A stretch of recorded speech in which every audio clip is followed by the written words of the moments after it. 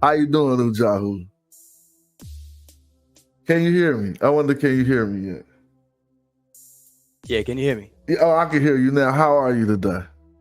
I'm doing good, man. Yeah. You definitely microwave that. So No. We gonna set it work. straight. We gonna work on that right now. But I told you I'm not gonna argue against you. I'm not gonna argue against you. I'm gonna let you do your thing. Okay, come on. And no, then, I'm not gonna do a thing. I'm just letting you know that you microwaved it, and plus everything you went over is really old news and stuff that we dealt with. Everybody don't watch your show. See, no, that's the problem. No, that's not really a problem. I'm just letting you know, because like when people say things that like Medu Neter introduce something, that's not true. Oh, don't take no offense to me giving Medu Neter some props. No, listen, I'm not taking offense. I'm just saying what it is. Like, are we gonna keep it a buck, as people say, as you say, or do we want to just shuck and jive a bit? I want to keep it a buck. Right. So I'm just saying, it's giving people praise and props is cool, but at least let it be accurate, though. I mean, at least let's do that. See, so you have more. No. So far, you've spoken about who brought some shit out first. Yeah, you noticed that. That was your chief contention when you, but when a person wants to speak, they normally speak about their chief contention first.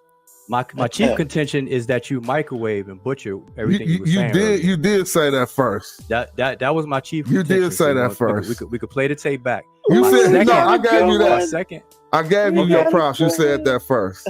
Okay, so let's just be clear and keep it a buck. So how you doing, Wudjau? How you doing, Smash? How y'all brothers doing? What's going on? No, so I'm just bringing up things from memory because you have a long video, so I'm just spinning it out in no particular order.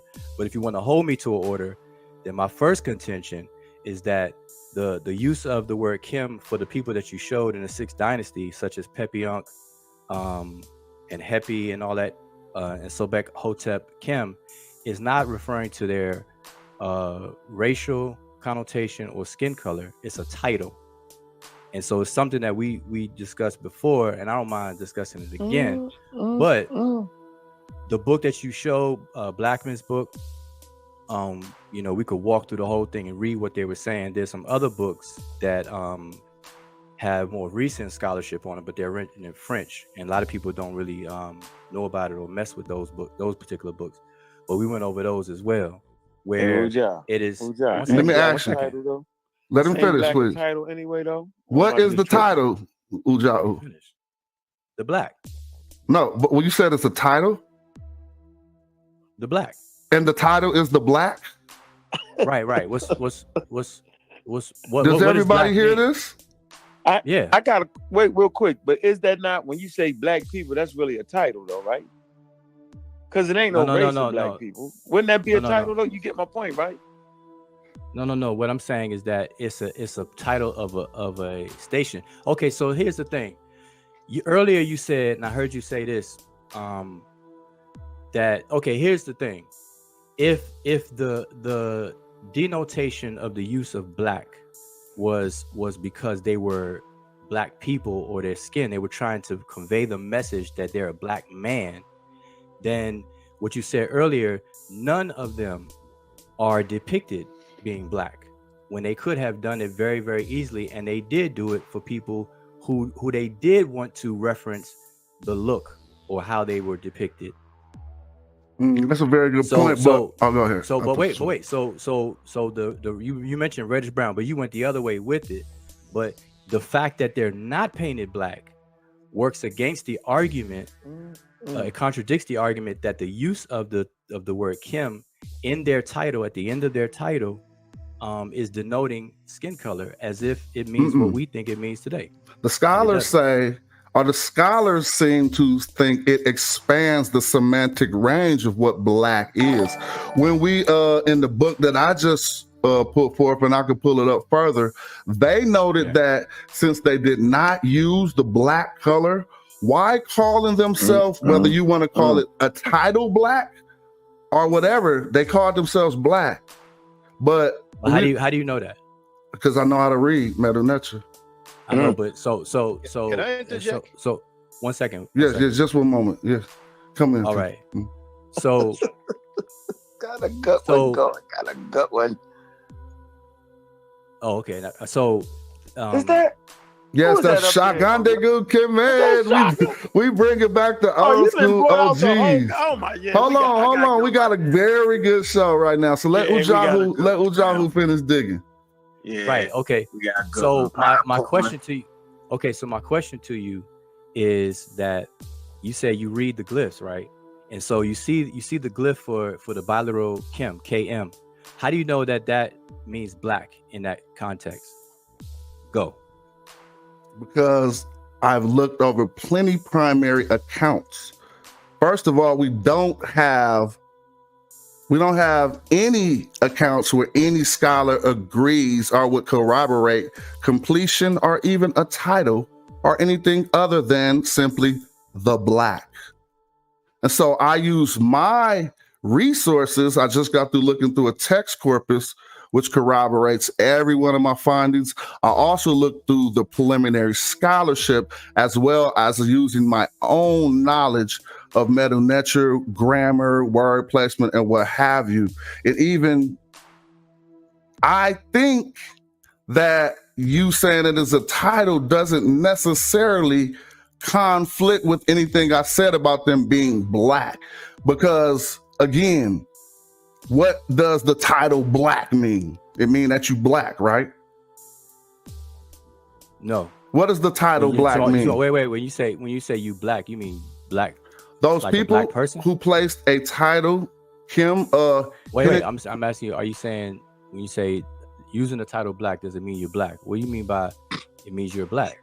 Like a black person? It's black. Yo, James P. Allen said that. Let's let you get in, good brother. And then we'll let other people speak on it. How are you doing this evening?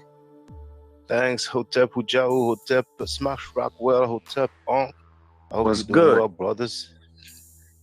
And I just wanted to say we have depictions of people from Kemet as black. There's plenty. I've been filming in many museums around. I don't want to say around the world, but in many different countries. And we do have artifacts where they are clearly depicted as black, painted as black. We also have, of course, dark brown and sometimes, lighter brown, but we do have depictions of them as black. And indeed, James P. Allen's book, Middle Egyptian, he translated as Henenit the Black. So the black, in the English language, we know what it is. It has nothing to do with real, has nothing to do with title whatsoever. And we have also other scholars like we have seen. Smash Rockwell showed us the translation is the black. So I don't even understand why we are arguing that. I don't know why either. Right, so, just 1 second before you respond. We never let An get in, Wudjau, but we can have the perfect build. We all got good decorum here. Yeah. My point is, to hell with the damn peanut gallery. I want to say that they be trying to start that foolery. So I'm going to just say what my stance is. It's been the same stance from day one. When we dealing with biological organisms, right? I do not like to interject race into it because race is the very premise that caused people of color to be enslaved. They enslaved them based off of that. And it started in Egyptology. So for my conversation, I always say that the Nile Valley Africans are fucking Africans, excuse the language, and Africans come in all colors. And I think that's what you actually presented today, Smash. So me and you was on the same page. So I think we all really on the same page. Now, y'all got some real technical things to discuss, and I'm going to sit back with the damn popcorn. Well, we're gonna shout out to Shaka. What's up, man? From France. What's good, man? Never met another scholar. Original Amin-Ra squad all the way back in the day. Yeah, people don't know that. Yeah, we got the crew. This is a good one, man. Yeah. Hold on. Hey, bring in Brother James one time, and then we back to Wudjau, because I know he ready to beat us up. So let's let Brother James. No. I mean, I don't really have. This is just a beautiful day, right? Because I'm like, man, I've been waiting for this day. Because I don't understand why it seems like we're reluctant to say who the people are. And what my contention is with Wudjau, and it's not really a big thing, is that the fight doesn't start right here with us.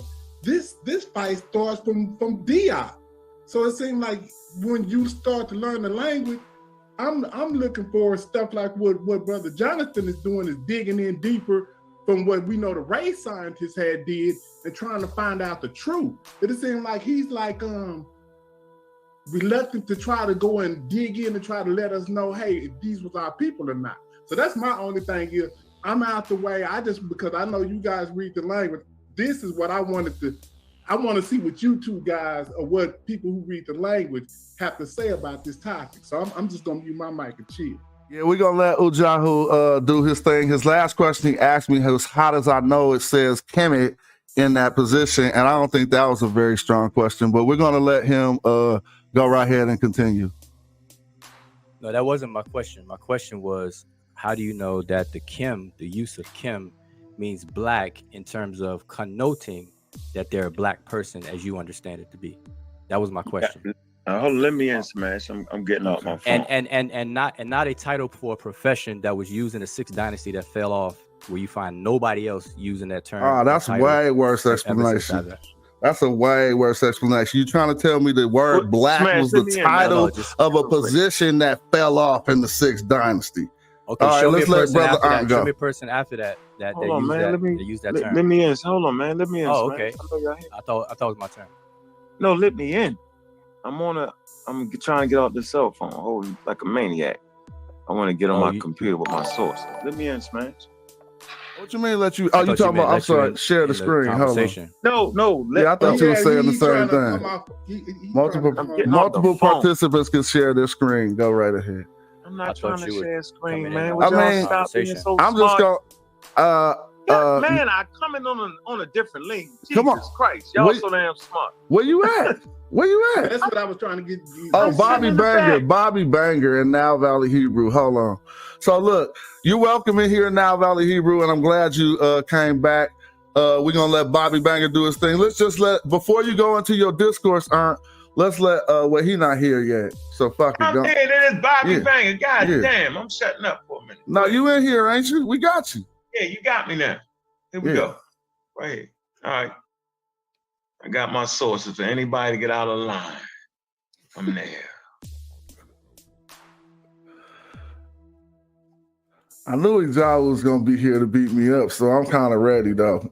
I anticipated him. I just want to answer to the question. So like, have you ruled out that the fact that during that time? Well, first of all, you said it was by you saying it was a bad doesn't make it so. All right. So let's start over. All right, let's start all over. Yeah. Right?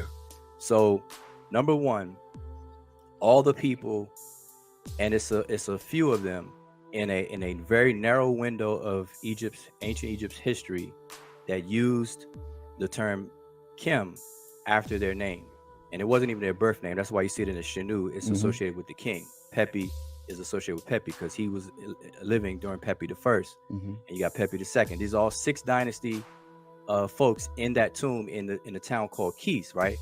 So did you rule out that these people were or could possibly be associated with a certain profession that allotted them to use that title Kim for that?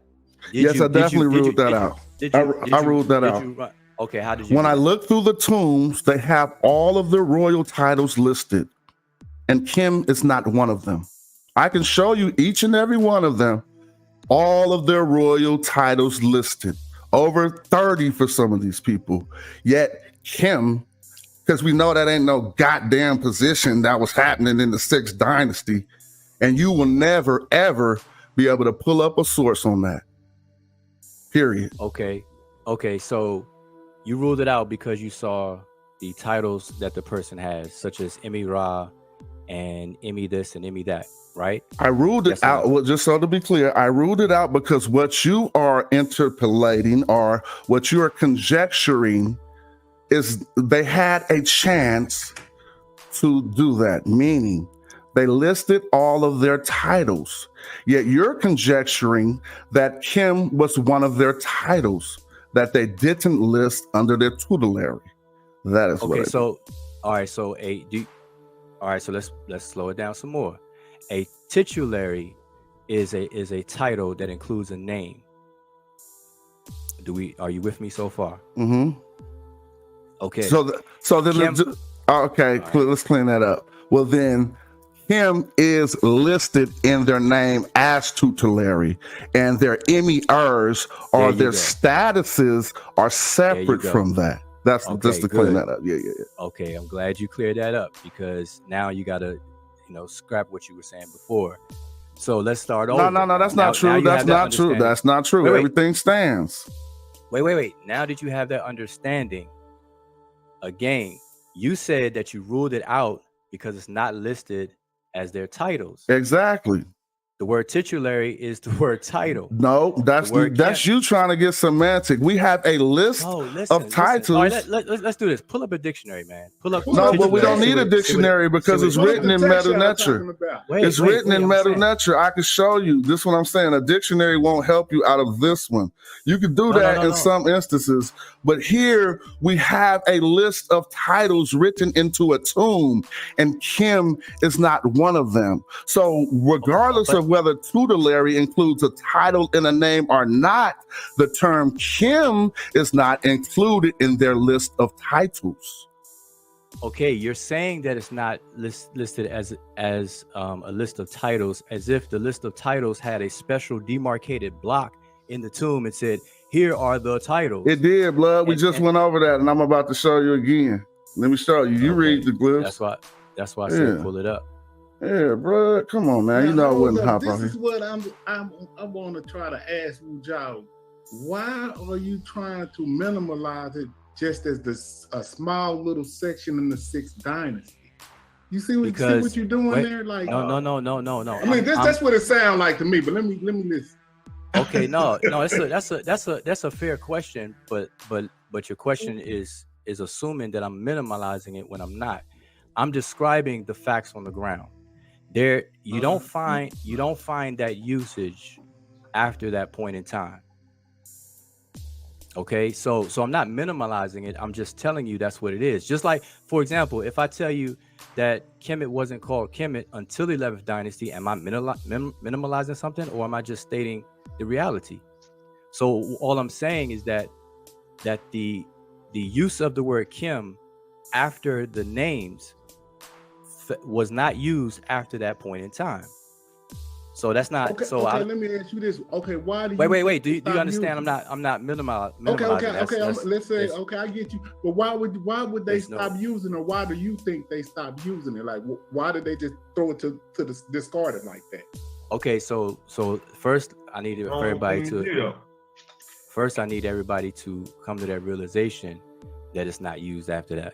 But we're coming to that realization, but that's very insignificant. We're not talking about it being used throughout. No. I'm only answering James Pan-African's question. I'm not trying to make this a big thing. I feel you. I thought you was. My bad. I thought you was talking about. I got you. I feel you.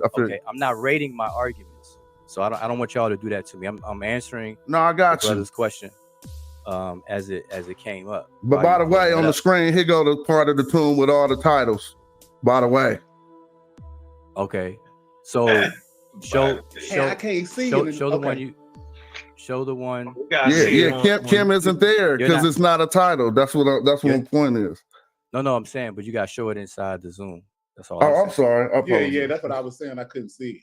Only you people could see it. And it's a big delay. But before Smash Rockwell pulls it up, now Wudjau, can we agree that as James P. Allen translated, Helen the Black indeed means black as we understand it today? No. Can we agree on that?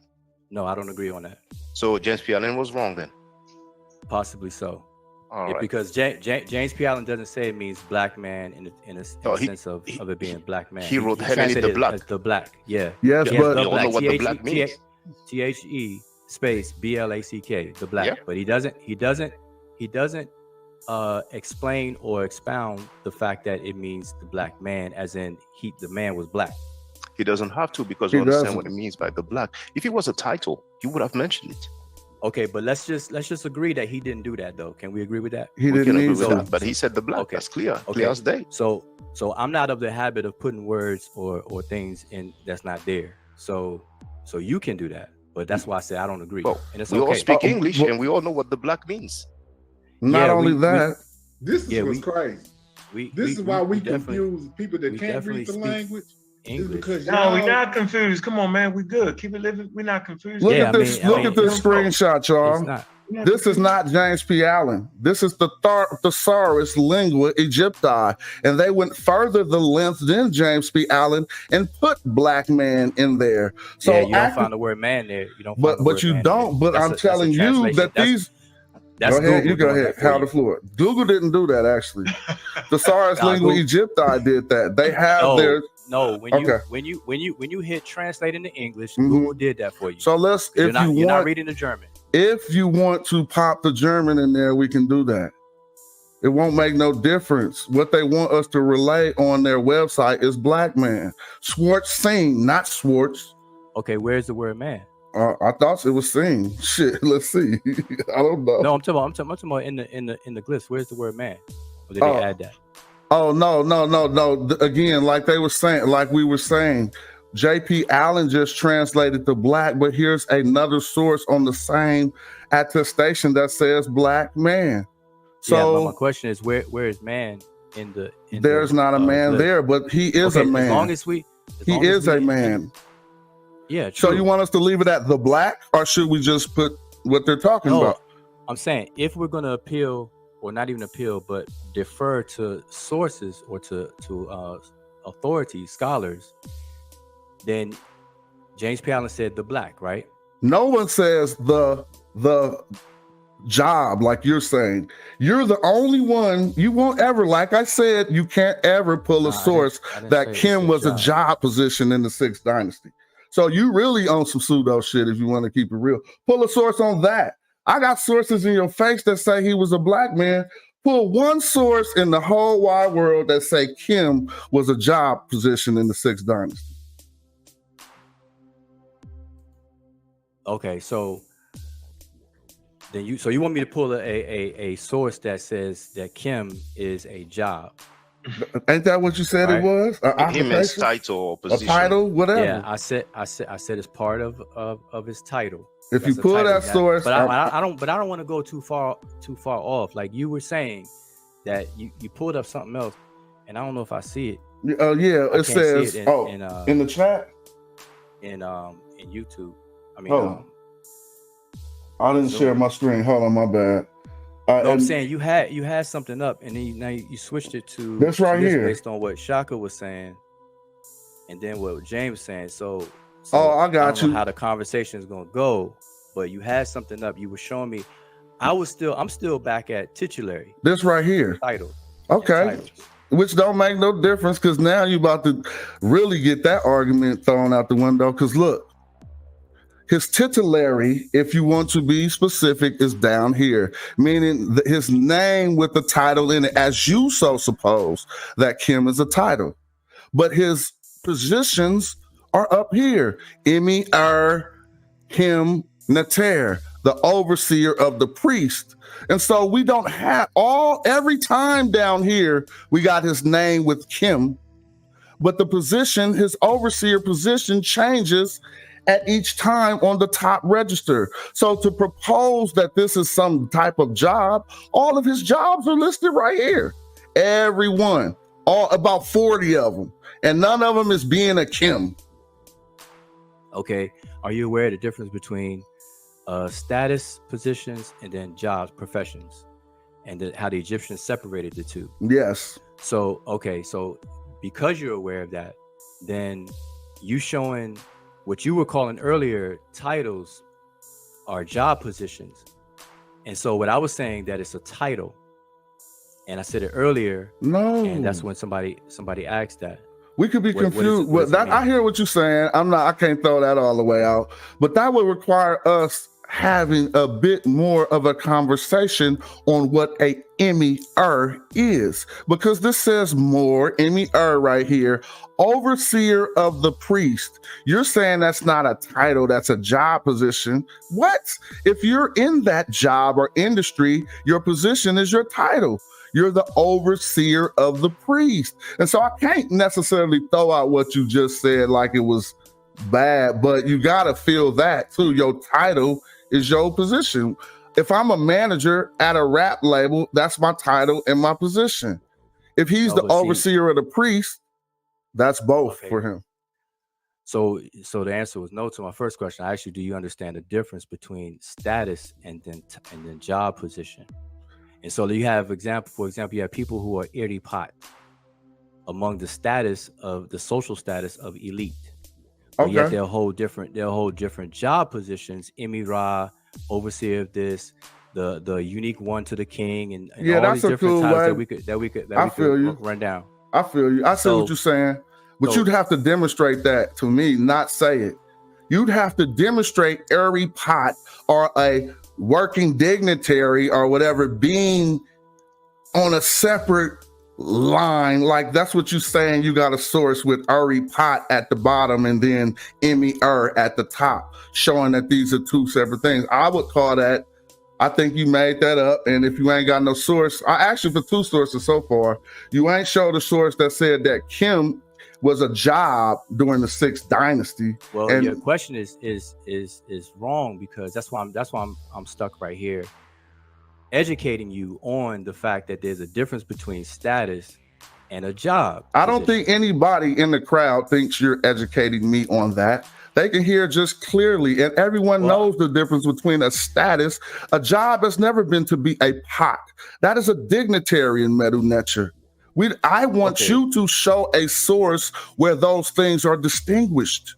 You probably couldn't pull one. I'm not for you to address. You don't think anybody who's watching think I'm educating you. I'm talking to you. So I mean, I know you're not educating me. I know that because you're wrong. I just asked you the question. Okay, first you said titulary and titles are different. Why are you trying to hold on that? We got past that already, and you lost that point. No.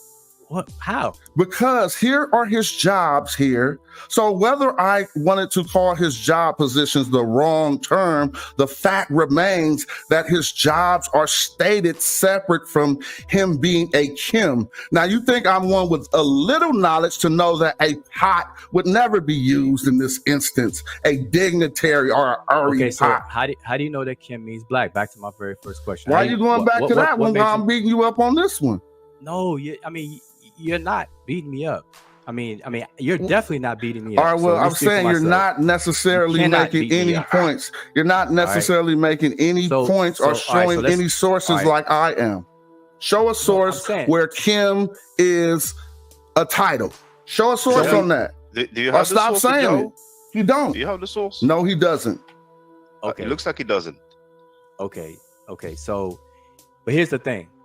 So, how do you know? So yeah, you don't. You're gonna keep asking how I know stuff. I want to know how you know it. You the one with no sources. Nah, listen. I got sources for days, and you're not gonna convince if we're gonna do the performing appeal to the no, just pull out the source. Wait. Everybody and their mother knows that I got sources. But you ain't got a source on this, because I got you, Magi Archer. I asked you where'd you want me to hit you. And I'm hitting you there. You don't have this source. I asked, where do you want to be hit? And you're being hit there. I'm asking you. If you're not hit there, then pull up a source where Kim is a job position. You won't do that. Or whatever you said it was. Don't try to get semantic. People can hear. I mean, if you want to do the Eminem and say don't do this and don't do that, I'll ask you a question in the beginning. I asked you, how do you know that Kim used their KM, the biliteral glyph? That's everybody know I answered that question, Wudjau. Hey, one sec, everybody. One sec. Come on, man. It's customary. It's not fair for you to show a source and you not show a source. He don't got one. Hold on for a minute. At least explain to us why you feel as though you don't need a source. You know, maybe we're just wrong in asking for it at this point, or maybe it's something we're not understanding. I'll be the first to admit that. But show a goddamn source. He asked for 2 of them, and you went on to another. Like, just say, yo, it's the reason why you're not showing the source, and I'm good with that too, though. Okay, I tell you what. In the same book that you're showing. No, go ahead, bro. Okay, in the same book that you're showing on the screen, Smash. Read what those scholars or those authors discussed about that title, about that word. Once you do that. Now you're giving me homework. You got to pull your own sources. I'm not about to go read to discredit me. You do that. Pull up the book. I'll share the link right here in the chat. Look. Yeah, because I do this. I'm a debater. You do some work. I'll go look up some more links while you're looking for a source that you don't got. Don't make me waste my time looking for a source that you need. Hold on. No, what I'm saying is that earlier you went over these pictures, right? Mm-hmm. I'm saying what you did not do is read what the author. No, they really agree with me. I didn't read it. You're right, but they agree with me. But I'm gonna give it to you so you can do it. Because while you doing that, I could be looking up other stuff to support my argument. That's all I'm saying. You feel me? Like, I don't want to get boxed in. Okay, that it means black man? No, that it means the black. Well, I already said that black. I said in the chat that the black is an acceptable translation. But you said it wasn't talking about their skin and stuff. Right, it wasn't. So how do you know that? So what was it talking about? Wait. You agree with me? Peace to the panel. And even peace. even in the book that you're showing on the screen, the authors point out the fact that none of these people are painted black. Hold on, I'm about to put a chat for you. All right, but I think you tried to run up on the Magi today. I already have the book. I think that's all that happened was you made a mistake and tried to run up on the Magi. Something got you on your high horse thinking that you know more than everybody. And I'm proving right now that ain't necessarily the case. You won't show a source, so you aren't armed with information. I'm armed with information and I'm showing you the source. And plus I'm explaining it to everybody. No, you're trying to falsify my statements with no source material. That's cold-blooded. At least pull up a source that say Kim don't mean the black. Okay, let's back up because somehow you're not getting it. I said that the black is an acceptable translation. You're saying, you're taking it further and saying it's talking about his skin color, right? Am I right or wrong? Do I have that right? Yeah, you 100% right on that. Okay, so my question to you is not falsifying the statement. I'm saying, how did you come to that conclusion? That's what my questions were directed towards. And I said, did you rule out this? Did you rule out that? You said yes. You said yes and whatnot. But you're showing picture with the Kim, and anybody who can read the glyphs will know it, can look that up. The I-6 glyph, either charcoal or crocodile foot or whatever, and see it's a bilateral Kim. Go in the dictionary, whatever dictionary, and see a whole bunch of words that have that transliteration of a K and M. Anybody can do that. My question was, how do you know that it's talking about describing the person's appearance? All right, I'm gonna tell you. How did you do that? All right. So can you hear me? Can you hear me? So primarily I'm using word order, right? As one thing. Again, the people who propose that Kim could mean anything other than a descriptive here don't know Egyptian grammar word order, correct? Because what do we place at the end? Wudjau. What's the ancient Egyptian word order? It varies. You got nonverbal sentences. You got. But you being disingenuous for saying that. You asked me the question. Wait, hold on. Don't listen. All right, don't do this though. All right. Well, if I Google it, are they going to respond the way you're responding? Don't ask me a question. Then I answer it. Is it verb, subject, object, adjective? Yes or no? Understand it. Say it again. Is it verb, subject, object, adjective? No. What is it? Those who study the grammar knows that. Now, like I said, you have non-verbal sentences. There's no verb at all. Oh, so you're telling me ancient Egyptian word order ain't verb, subject, object, adjective? If it's a verbal if it is. So yes. If means yes, right? On some instances. No. If doesn't mean yes, brother. Yes, it does. If means yes on some instances. Where you You making that up? Where If it's a conditional yes. What do you mean? No, if it's a condition. If Can I ask a question, please? No, not yet. Hold on 1 second, Shaka. I'm saying Take a because look I don't want to. No, Yeah, we're gonna let wanna, you get in, Shaka. I don't want to run too fast and just do a whole bunch of words. It sound like we saying something when we're not. So if it's that doesn't mean yes, and no, the Egyptian sentence structure is not VSO as people believe. Okay, I always cool. talk about that. As people believe, or as you study the grammar, you would know that. Does Egyptian grammar teach this, or not? Yes or no? Does the Egyptian grammar teach what? What is the verb? If you open up Gardner's book right now, what are they going to say the word order is? Verb, subject, object, verb? It depends on the sentence. Oh my God, you being so wiggly, y'all. Y'all see how Wudjau doing? He won't give us a yes or a no for nothing. Can I ask a question? Hey, let's hear from my eye. We heard from you, Wudjau. Let's hear from my eye. Wait. All you gonna do is wiggle, blood. I know, but wait. Okay, I understand it's your channel and you want to talk like the most. No, I want to hear my eye. I want to hear my eye. Actually, that's what I said. Yeah, because you asked me a question. Wait, you asked me a question. Let me just at least answer that, and then I'll pass the mic. It's all good. I promise you. So listen, the Egyptian language is not a VSO as people believe. VSO is only for verbal sentences that include verbs.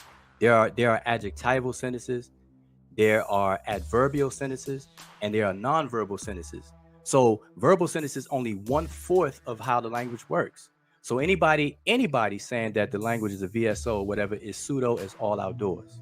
So I never say that. So the answer is no. I answered it no first, but you skipped over that.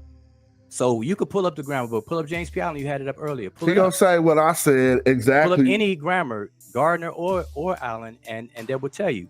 So I'm not going to show that on the screen or show a source, but I'm telling you. Dude, if I do one quick Google, I'm going to say what I say. You're trying to talk about something beyond the elementary understanding of ancient Egyptian language. Regardless, all we have to do, listen, let me speak now. Regardless, we're not even dealing with verbs here. And so you really just being hella fake. We're dealing with an object and an adjective. Wait, hold on. We're dealing with an object because you brought up. Let me say something. Let me show you. Let me just say, you're not letting me say it. It is because you know what words we're dealing with here are not verbs. So why are you bring up verbs? Because I told you the complete word order. I did not bring up verbs. I said V. Verb, subject, object, adjective. Telling you the complete word order. But what are we dealing with here? An object and an adjective. Okay, but let me just see, this is where it's different. Now you're gonna say, I'm gonna assume you're gonna say I'm not educating you. But adjectival sentences begin with the adjective first. Did you know that? But this is not even the adjective come first. First of all, this is not. I thought we said. Did you know that? Did you just say this was a title or not, or is it an adjectival sentence? Yes or no? You know that? I can ask you a question. Did you say this was a title or an adjectival sentence? You see how people switching shit up?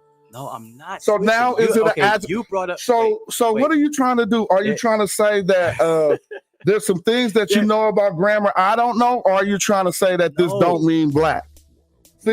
Can I please ask let me talk. We heard from you, Wudjau. All right. We heard. Let us hear from my eye. Let us hear from my eye. Wait, we could come back to this, but I wrote down what you. Yeah, we'll put a pin. Man, you know I'm not gonna mute you, but let us hear from my eye. No, that's what I say. I'm gonna pass it, but I don't want you to forget where we were when it comes back around to me. It's on video, blood. No, I'm saying for the conversation.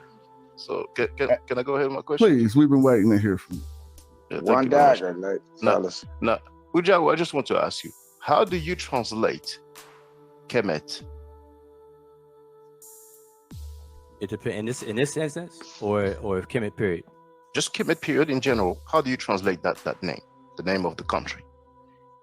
Oh, as riparian zone, riparian land. Because now you're talking about the country. So you see how I had to ask you that to get the context. So to answer your question, Kemet, wait. The place name Kemet it means riparian zone, a place that has access to water. That's how I translate it. So the Kem in Kemet, what does it mean? It has to do with wetness, access to water.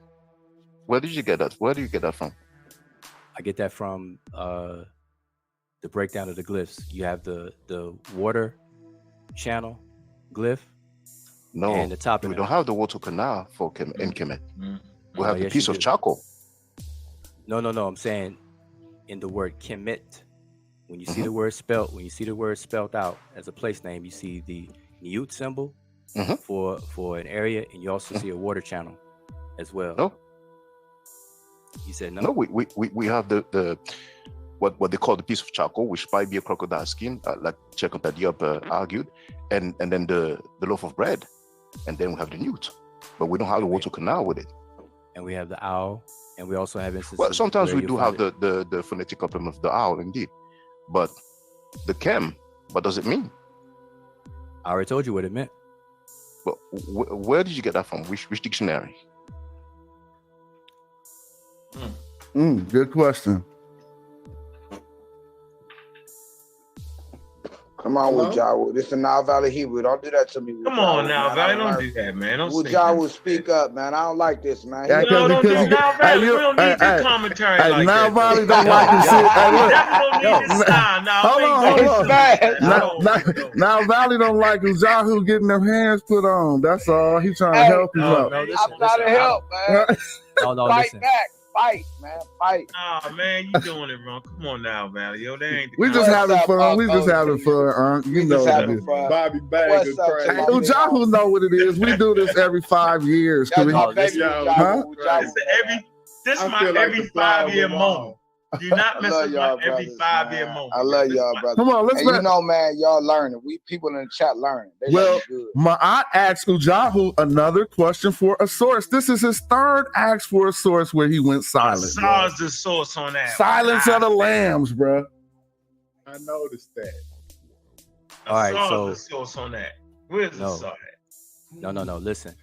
Ain't asked a me saw what the to- source on that though? Let me get the book. I got the book. Y'all wrote. I'm gonna get the book. This like some Okay, Honor Rock Squad shit right here, though. That's how Hold up, All we And I'm need gonna get is the book. I'm Look, gonna Look, Jahu, you used to have Asar helping you right now. I got my aunt helping me, so we done flip the tables right now. You feel me?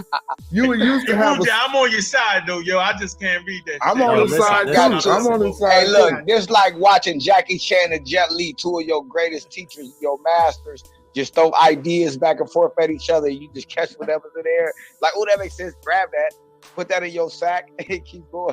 If Asar Go show ahead. up, he better be on my side. I'm telling you right now, Asar, don't even do it. Yeah, we I need was on to here saw- last we need, night We with need y'all. a saw in the building, like right now. Listen. Wudjau, right, if I may. Go ahead, Wudjau. Come on, Yes, Ujahu, sir. it's on you. It's on you. Okay, if I may, we did a book on it, and I unfortunately I'll have to leave and come back to actually share anything. I just tried to share. That's why I went silent. I thought that I could share, but I can't share. I got to leave and come back. I don't know why that is. I'll leave and come back. But we wrote a whole book on it.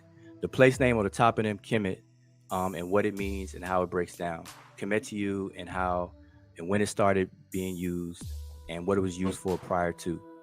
So I in the understand dictionary, that's in an the dictionary- interpretation Yeah. of the meaning of kemet. But we know the glyph kem. If you can show me a dictionary that translates this as, I can't remember if you say water, which you mentioned water. I'll be glad to see, but I don't think that exists. No. I didn't say the word Kim. That means water. You asked about the place name. Am I correct? No, what? Yeah. No. The First, country, I asked right? about the place name. Then I asked the chem. What does the chem mean? It depends on how it's used or where it's used at. Well, in the word kemet, what does chem stand for? Yeah, okay. That's what I thought you meant. So I'm saying the Kim in the word Kemet has a connotation dealing with water, wetness. Moisture. What does it And once mean, again, though? which dictionary do you get that from? You don't get it in dictionary because the dictionary will define it as Egypt or the Black Land, right? Well, so it would define Kemet as Egypt or the backland, but not Kem. So it sounds like it's your interpretation there. But the things that most Egyptologists in the world, the PhDs, the specialists, they would translate Kemet as the Black Land.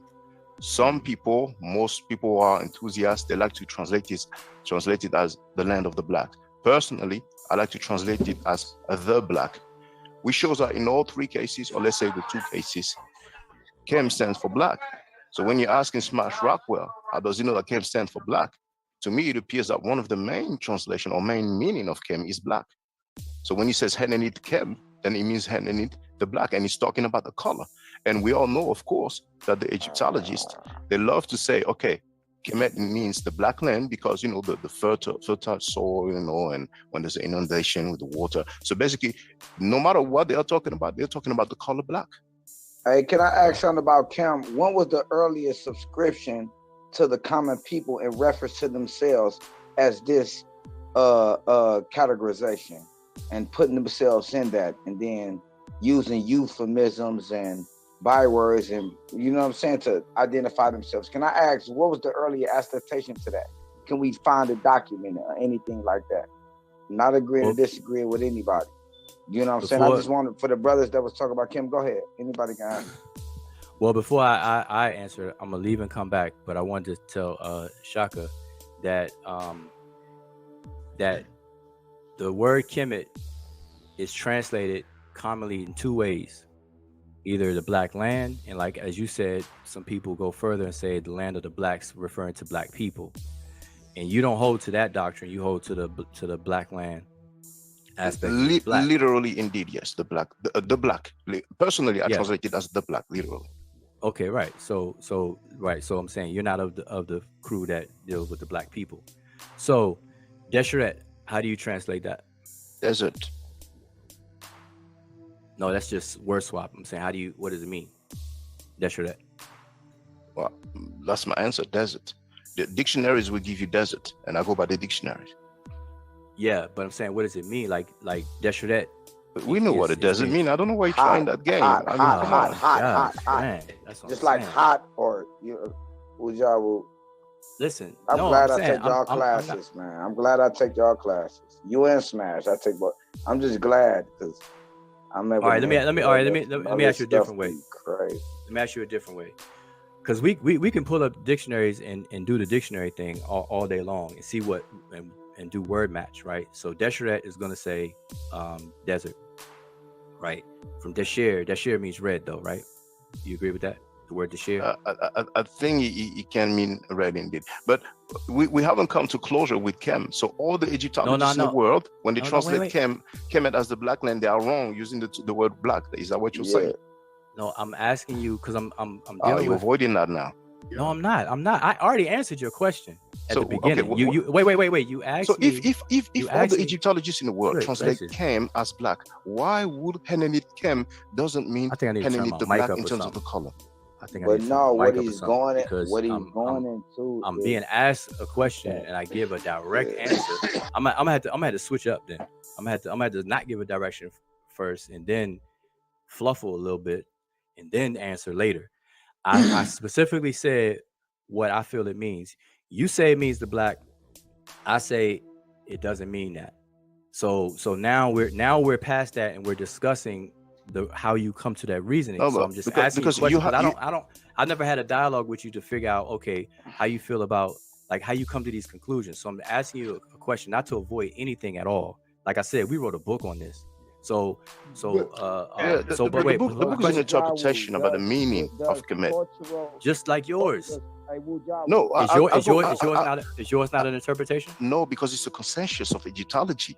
The majority of scholars of PhDs, that's how they translate Kem. So now we're appealing to authority. So now we're appealing to authority. They are the experts. We have to go by what the experts go. You know, this appealing to authority is like a cop out. It's like a shortcut. You know, and I've heard you guys saying it for many years, and we have to stop at some point. They are the expert. Don't include me in you guys. Don't include me. I heard you saying we're one of the guys who mentioned it the most.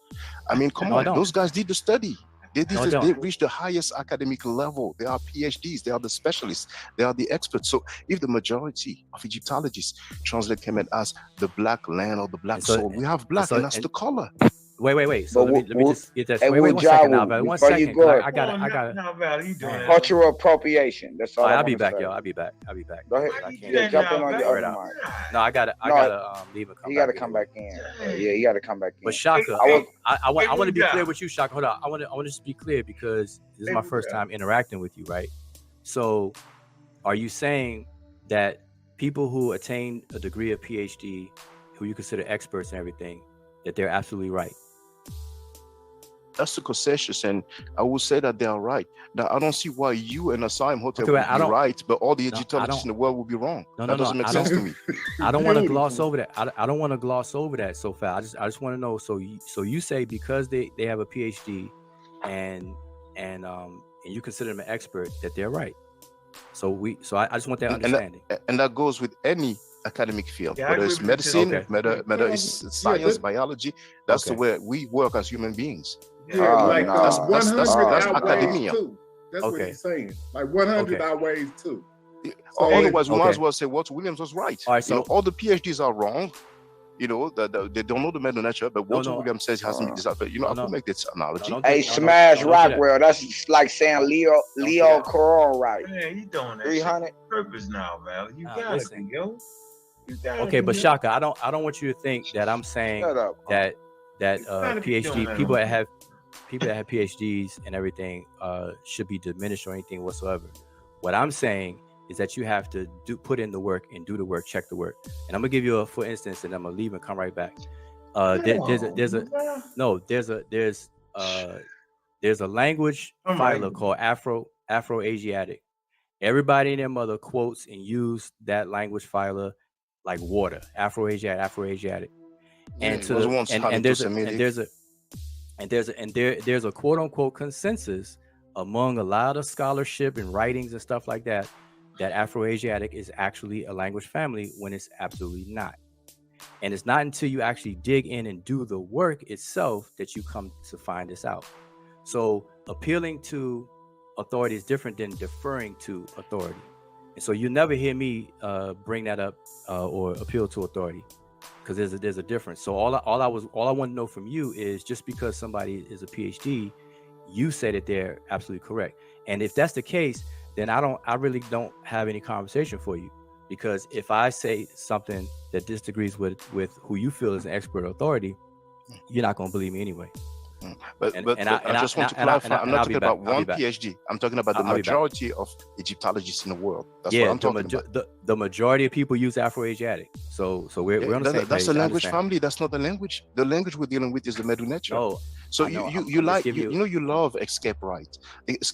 You love to do that, brother. And it's very simple, because once again, you have the right to have interpretations and hypotheses, but they translate Kemet as the black land. So we have black, and it deals with a color. So when we have Henenit the black, then it means Henenit the black as the color. That's clear as day. Okay, so I don't believe you, but I'll be back. I don't want to be rude while you were talking. I can live with that. I'll be back. I can live with that. Wait, hey, Wu, I want to say something. I want to ask you back. something real quick before you ran out. Because then just I'm remember your not thought. asking you a question. I'm making a point here, and I need you to hear this point. That But I'm does coming not, right back. I'm not going on. Okay, well, go ahead. Does not reset. Egyptology agree that the word Kemet is not talking about black people, but just the black land? And that's for that's right. I'll be back. And all that's that. right. All right. That's right. What you're saying? Somebody post a link to get back in here real quick in the chat. I think it means what both of y'all are saying. To answer your question, indeed, the Egyptologists will say that it's talking about the soil, the color of the soil, and so on. Right. But that's not what I'm concerned with. I'm concerned about the meaning of black. It's still translated as black. Sorry. Yeah, and this is a color. So once again, when we have Henenit Kem, it says Henenit the black, and we don't have man after black, but the language don't work the same back then. Like, for example, many people know we will say Sa F, Mary F. Sa F means his son, and then we have beloved of his, or his beloved. So they literally say his son, his beloved. In English, we say his beloved son. So nobody will say, oh, no. It doesn't say his beloved son, so you cannot say it means his beloved son. So when we have Henenit Kem, it definitely means Henenit the black. Even if you don't have the word for man, they don't even put the word for man. They just say Henenit the black. You understand what I'm saying? So James P. Allen, in his translation, he is indeed correct. It means black as color, as we understand in English. We cannot, play around that. We should not. It's a waste of time. Hey, can you go, and then after you, I want to say something. Go ahead, No, I'm gonna let you. You're just gonna do it anyway. So go ahead.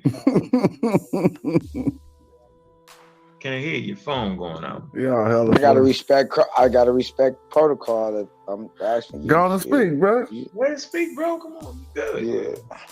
No, Smash don't know what's up with me. The Nile Valley Hebrew, so it's different. Like, you know what I'm saying? It's all my good. Big dog, so yeah.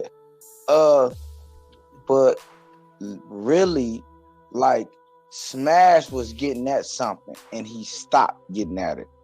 Like, you got fed. You must be a Gemini. Like, I'm a Gemini. Like, sometimes I either stay on one side, or if I cross over, it's hard to stop me.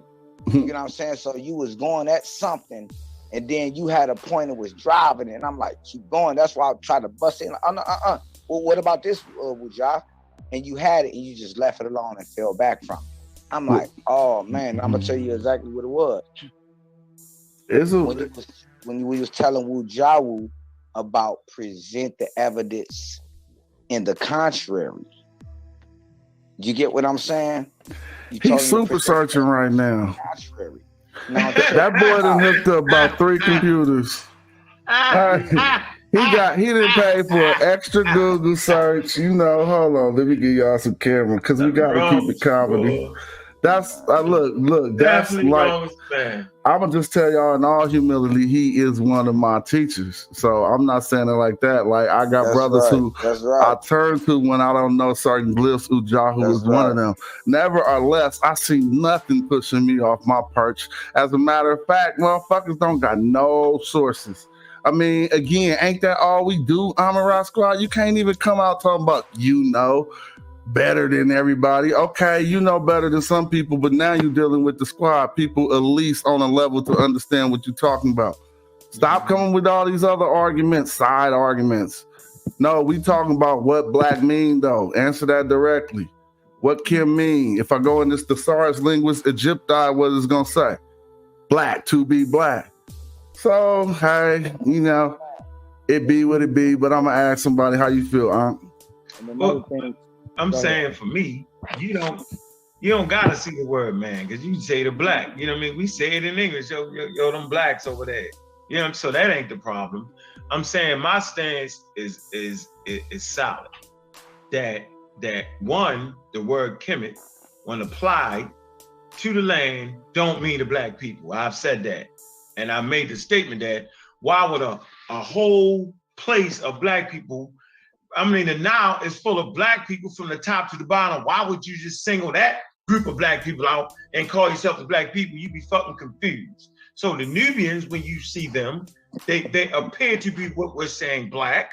When you look at the Egyptians, they appear to what you see as black, ranging in all colors. Right now on the panel, we got 3-4 different shades, right, of people of color.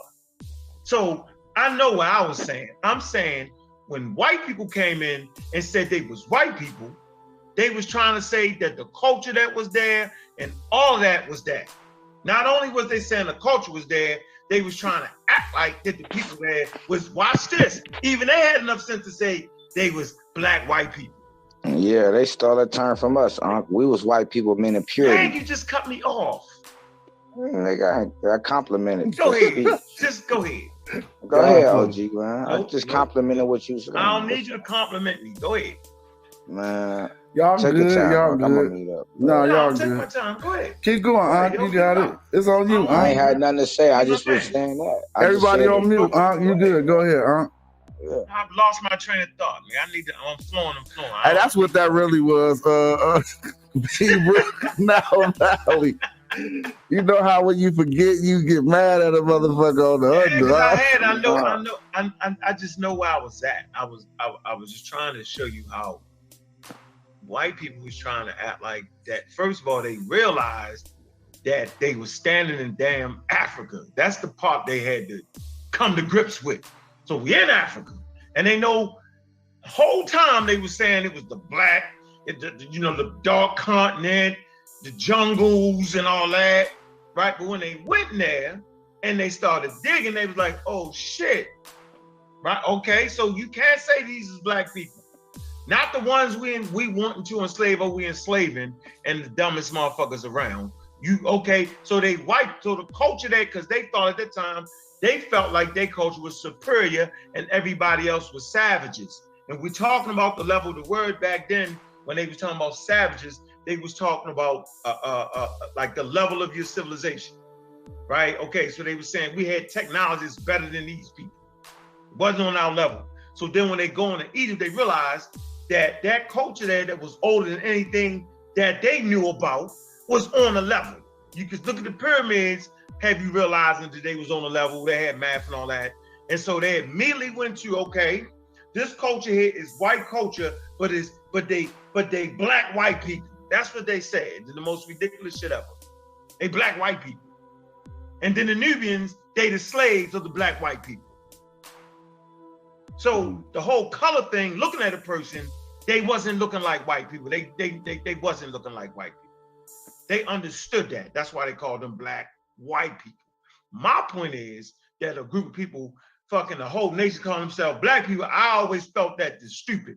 I don't think you was arguing that, Smash. I thought, tell me if I'm wrong, you were saying that this individual called himself black. Yeah. This individual called himself black. That's what I thought you were saying. And with that, that's you know, what I said. got the grave sites to back all that up. Yeah, exactly. Because we saying Nubians, well, hold on. We saying Nubians is the black people for sure. That's what both sides will say that.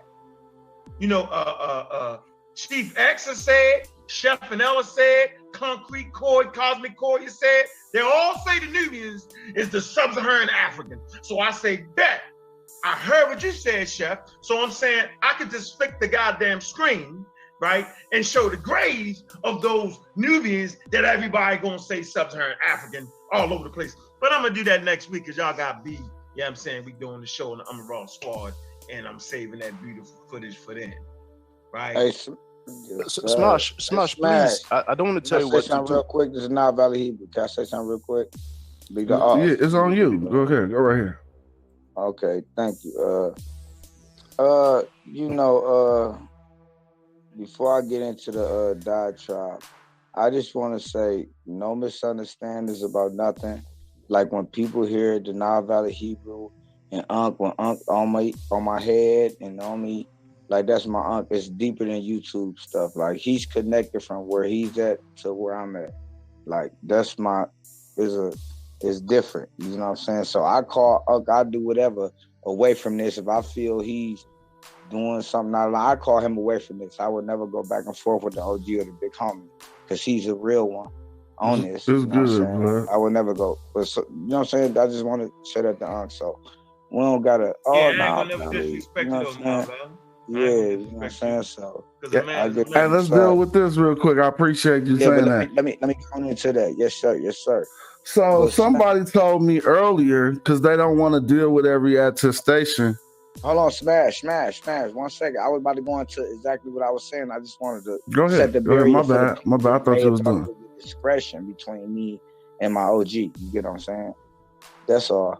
But dealing with that information, when you're dealing with that information you're putting up, you're factual in the scholarly sense, because you have to look at the historical context, the usage of the word, the appropriation of the word, in time period referencing. You get what I'm saying? So I can go from say if we pick a word up from the old kingdom, we can take it into the new kingdom, but the context, the appropriation, the cultural significance or displayment might be different than what we did 500, 600 years ago. So remember I told you, big brother Smash, yesterday I said, the other day I said, when you got to look at it in the cultural context. And what you was telling Wudjau was cultural African context. And that's what you was telling them. So remember, you was like, wait a minute, Nile Valley, we talking about glyphs, but you going this way. And I'm like, brother, if we leave in African cultural context out of the equation, when we're looking at African script, African hieroglyphs, African whatever, then we're doing no different than the white man doing us when he gave us the Bible and said, just read these verses. We're doing no different. Yeah. And you get what I'm saying? Mm-hmm. And that's what I was telling you. So the conversation you had today and you was trying to get him to look at the cultural context of the African mind when they was putting this in stone. Did you get what I'm saying? All right, yeah. Let me slap some more handlebars on these people. We got you. Go ahead, God. We got you, bud. That's like the commentary on the bottom. We trying to put the scholarship in. Look, check it out. Yes, sir. But you feel me? It's like, we love that. It's good. Thanks for the support. Didn't he say, I was reading the English? No, see, you got it on, you don't know how to use thesaurus language. You got it on English. Everybody's so damn smart, bruh. What does this word mean in German if you're so smart? We go to Google Translate to figure that out. What that say? It don't mean they skin. It ain't got nothing to do with the skin. Dark-skinned elderly. Dark-skinned. Now, let's be fair. Let's be fair to my good brother. I'm just being myself.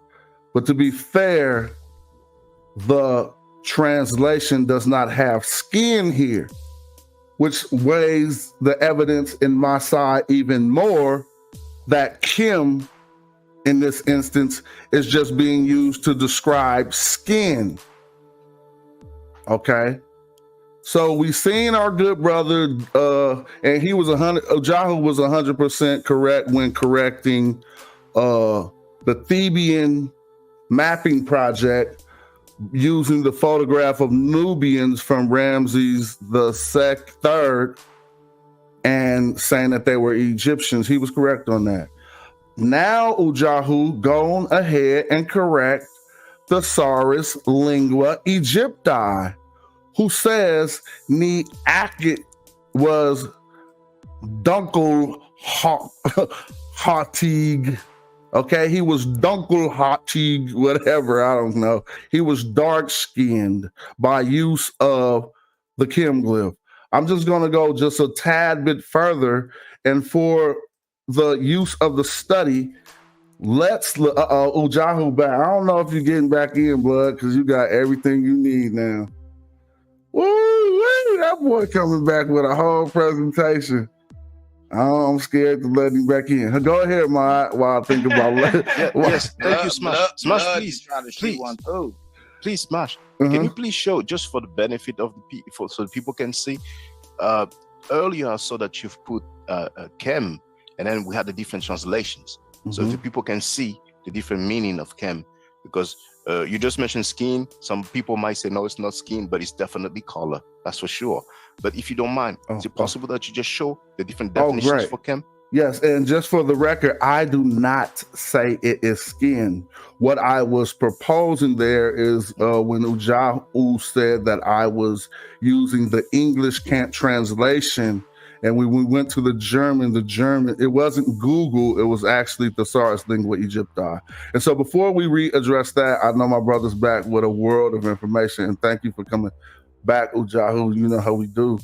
Right here, we're going to look over some of the I'll move this to the side so we can look over some of the definitions of Kim for people to see. Here we have black granite, and granite is the Injir, and to describe it as Kim, I think they're saying Kim here. So, but if we read here, I see RS, so that'd be kind of funny to me. Maybe I got this too big, because sometimes if you have it too big, one attestation. No, that's fine. That's the relief, the E, the N, the R. Oh, we're reading from the right. I'm sorry, we're reading from the right. Yeah, they got it lit from right to left. Exactly. I was reading from left to right. And so, yeah, again, the black granite, to describe the granite here, which is the object, or if you want to call it the subject, whatever, they place the adjective after it. In this instance, whatever other grammars we know about don't matter here. Okay. But again, now we see black eye paint. Or now we don't see, actually, it's spelled something else. That's why. Yeah, here we don't have Kim there. Yeah, we don't have Kim. So let me just make the screen smaller so I can see more of them. to Kim is to make complete in this instance, and this would be an option that some would say was another reason, another use for Kim, but S makes it causative, and so it's to make it complete. We got to be old and black for Kim here, the one we're going over, but we also see another Kim for the pupil of one's eye with a different determinative under it. Kim, I'm sorry. Literally, black of the eye.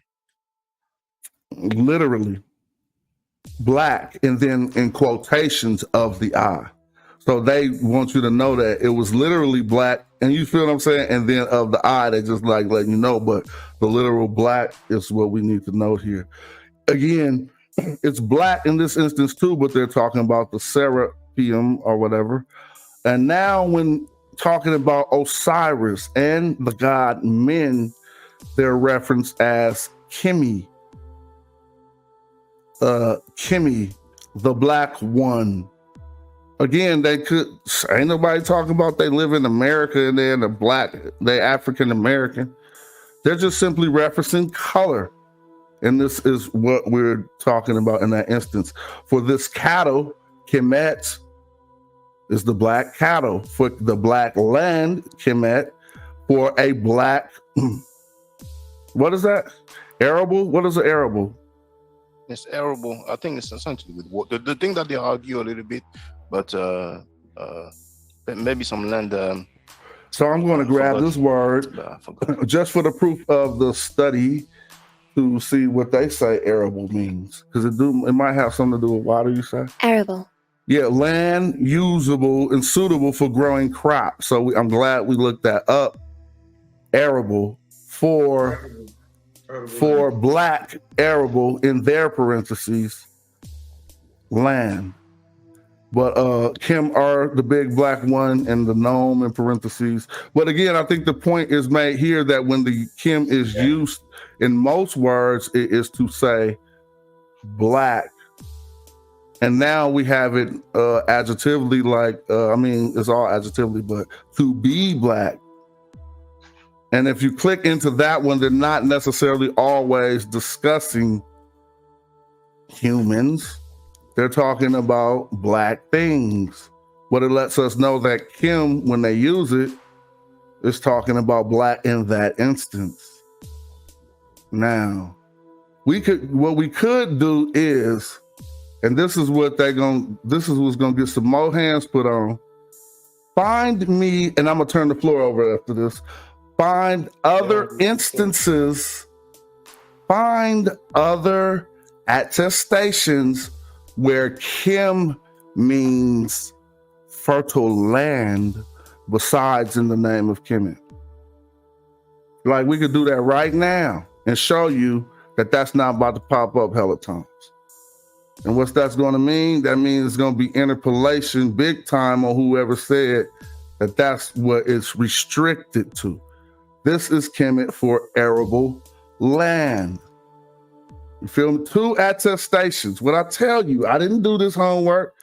Why does the test corpus have 2 attestations? Probably because they don't got much more work on this. But I know, again, I'm about to go grab my shield once Wudjau gets back in here. So it says, leader of the black lands and the rant lands, talking about Kemet and Jesheret. But we're going to go in on that too, just so people can stop messing that up too, because we messing that up. That's one attestation. And another that was supposedly using Kim as what black land was to protect the word, and as for one who will protect his wording, that is, on the tablet of silver, be the Hittites, be the Egyptians.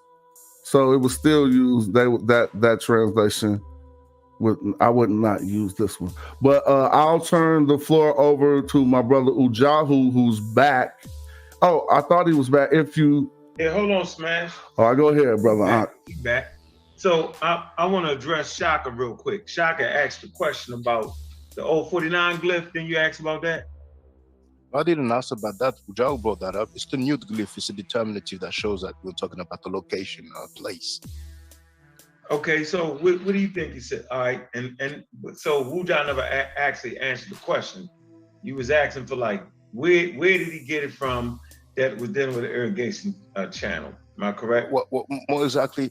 He claimed, he stated that Kem, in the word kemet, the piece of charcoal or crocodile skin, actually means something like, I forgot the exact word he used, but he mentioned water. Irrigated land.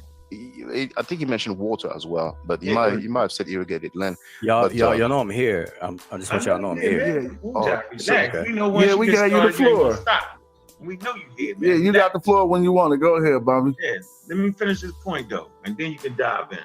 So if you come to page 76, right, on this work right here, all right, let me just read this. That's not a dictionary, but I'm listening. No, I know. So, okay, you're right. So the consensus would go against that. But let's see the rationale that the brothers was thinking, right? Let's just see it now. Of course, Wudjau helped write this book, and Asar, it's angelic, right? But just me and you on some regular shit. Let's see if it make any sense. But just because something makes some sense, don't make it right. But let's see. So this book, but this right here, they up against it, Shaka. They up against the consensus of it. But let's see. It says the evidence is overwhelming. Maybe that's just their opinion, right? That the old 49 glyph has to deal with the intersection of water canals of the water basin. This is important because, as stated earlier, the N23 and the N36 and the old 49 classifiers are in fact stylistic variations of the same concept, irrigated land. 99% of all renderings of the place name Kemet as classified by one of these three glyphs, which indicates that Kemet has to deal with a place with a particular geographical feature, the presence of water for crops, and not people as posed by Diabs. I'm gonna stop right there. Interesting, to say the least. But right, wrong, or indifferent, that's their mentality on that. Now, the question is, is it in the goddamn dictionary? But it doesn't have to be in the dictionary. That's the real thing. It doesn't mean because it's not in the dictionary it's wrong, right? So that's just, I just want to put that out there. Now go ahead, Wudjau, you can have the floor. I just wanted to kind of throw that in there, you know what I'm saying? Just for seeing, is that pseudo? Is it nonsense? Right? I understand the topography in Kemet. And one of the most essential things is those damn irrigational channels. So I already know that the planet, the black people name mean no, but for me, the irrigated land, because that's how they actually got that water from the Nile to irrigate that, right? I think that's an essential feature in Kemet, more essential than calling the people black. That's just for me. No, Uncle, I just want to say for the record that the definition or the description that I've seen for the nude glyph is that it shows crossroad. So I'm not ruling out that it might not have anything to do at all with water or irrigated land, but what I've seen so far is crossroad. So it might be just some land, it might not have to do with water. But the main focus is on the root chem. That's the main focus. Okay. All right. Go ahead, Wudjau, I'm finished. All right, so yeah, I probably missed a lot trying to get back in. And didn't see the link. So I did that on purpose, man. I'm just playing. I said you're gonna come back with a whole presentation, but go right ahead. You got the floor. Oh no, I'm trying to pick up. So let me just go backwards from what I most recently remember. Shaka, and forgive me if what's your name on here? Mod Forever. All right. How you check it up that quick, Wudjau? How you do all that quick? He did this conversation before, blood. Trust me. No. Listen. That's why I said everything that we talking about is old to me, and it should be, it's old to us. We did a book on it. We had a conference on it. The whole nine, man. But so really, it's in the book. My argument is in this book that you see on the screen, and I know people on YouTube can't see it big because I'm showing it as my avatar, But the whole argument is in there. But I just wanted to clarify something with you, Shaka, and I thought I did, is that you stand on, if it's not in the dictionary, then it's not so. And I'm paraphrasing, so I just want some feedback from you. Is that how you operate? Well, my sense is that if it's not in the dictionary, then it's just your personal opinion, and your opinion is not a fact. Okay, so I already know. I know I've debated long enough and been on debating teams, know enough that when people have a stance like you, I really don't have no conversation, because what this subject matter is something that is actually putting the dictionary definitions to the test. And so if you're the type of person that, if we're testing the authority, that the end of the road authority that you have, then we're not going to make any headway with you. So I'm not going to make any headway with you already. So I'm not going to attempt to. But just to lay out my stance to you, is that Kemet, the word Kim in Kemet is not the adjective black. The word Kim, the root Kim in the place name Kemet, is a word that deals with water, no different than the word desher in the word desheret deals with dryness. That's why you said desert, and that's what I was trying to get across to you, that a desert is dry. A desert is called a desert because it's absent of water, or has very little water. Kemet is the opposite, is the dichotomy of it, and the ancient Egyptians always dichotomized Kemet from desheret. And so Kemet is the part of the country literally that had access to water. And in today's terminology, we know that to be a riparian zone. If we look up riparian, it will describe the Nile Valley. Hold up.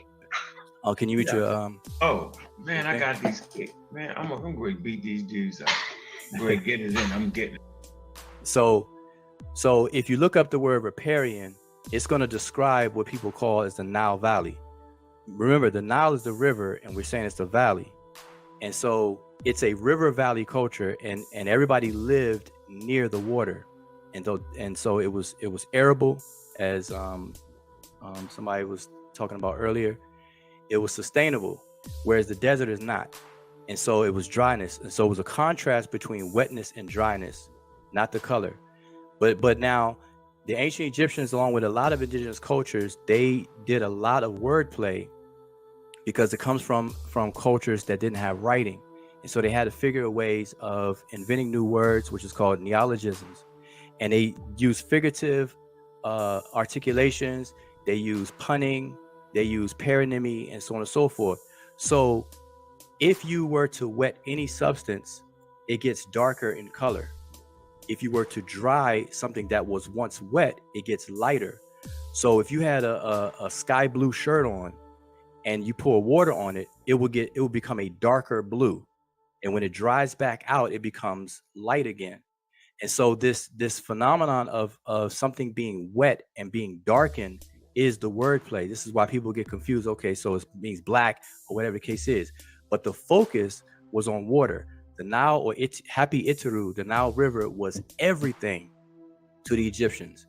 They relied on it, and if it wasn't, there would be no ancient Egypt. And so the emphasis was on water. They dug canals, they dug irrigation channels, and everything. It was very, very, very important to them. That's what was important to them: the accessibility to water. And so that's the short and skinny of what the toponym Kemet means. It means riparian country. Yeah, and it wasn't. Yeah. I don't have to say according to my thing, because I'm the one talking. So we could say according to James to P. your Island, hypothesis. According to your hypothesis. Yeah, and I'm just laying it out for you. And I would suggest you get the book if you want to see my full argument. Yeah, because I've heard Asar before. I've talked to him back when he used to teach that Allah is in Egyptian text. And when he used to claim, I'm just saying for the record, when he used to say that there were Hebrews in Kemet, and back then when you would disagree with him, he would say you don't understand. But I would just tell him I just don't agree with you. And I'm not saying it's the case with you, but just for the record. Now, it's a hypothesis, a book written by a team of maybe 4 or 5 people against hundreds of no, it's not hundreds. It's not hundreds. Don't exaggerate. But I give it's not hundreds of PhDs. You said hundreds. Hundreds, yes. Don't you think you have 100 of Egyptologists in the world? Yeah, but I'm saying not all Egyptologists have done the work. A lot. So you got to understand that a lot brother, of people. Please, you're saying not Egyptologists have not done the work. I mean, come on, that's condescending for real. They've done the work. They've done the study. No, listen. Not just because you're an Egyptologist doesn't mean that you actually focus on every area of Egyptology. Like you've actually done the work. A lot of people, what they do is when they write books, they will simply cite or repeat something that somebody else said. So not 100 people did not actually do the actual work. So come on now, don't do that. I don't know what you mean by the work.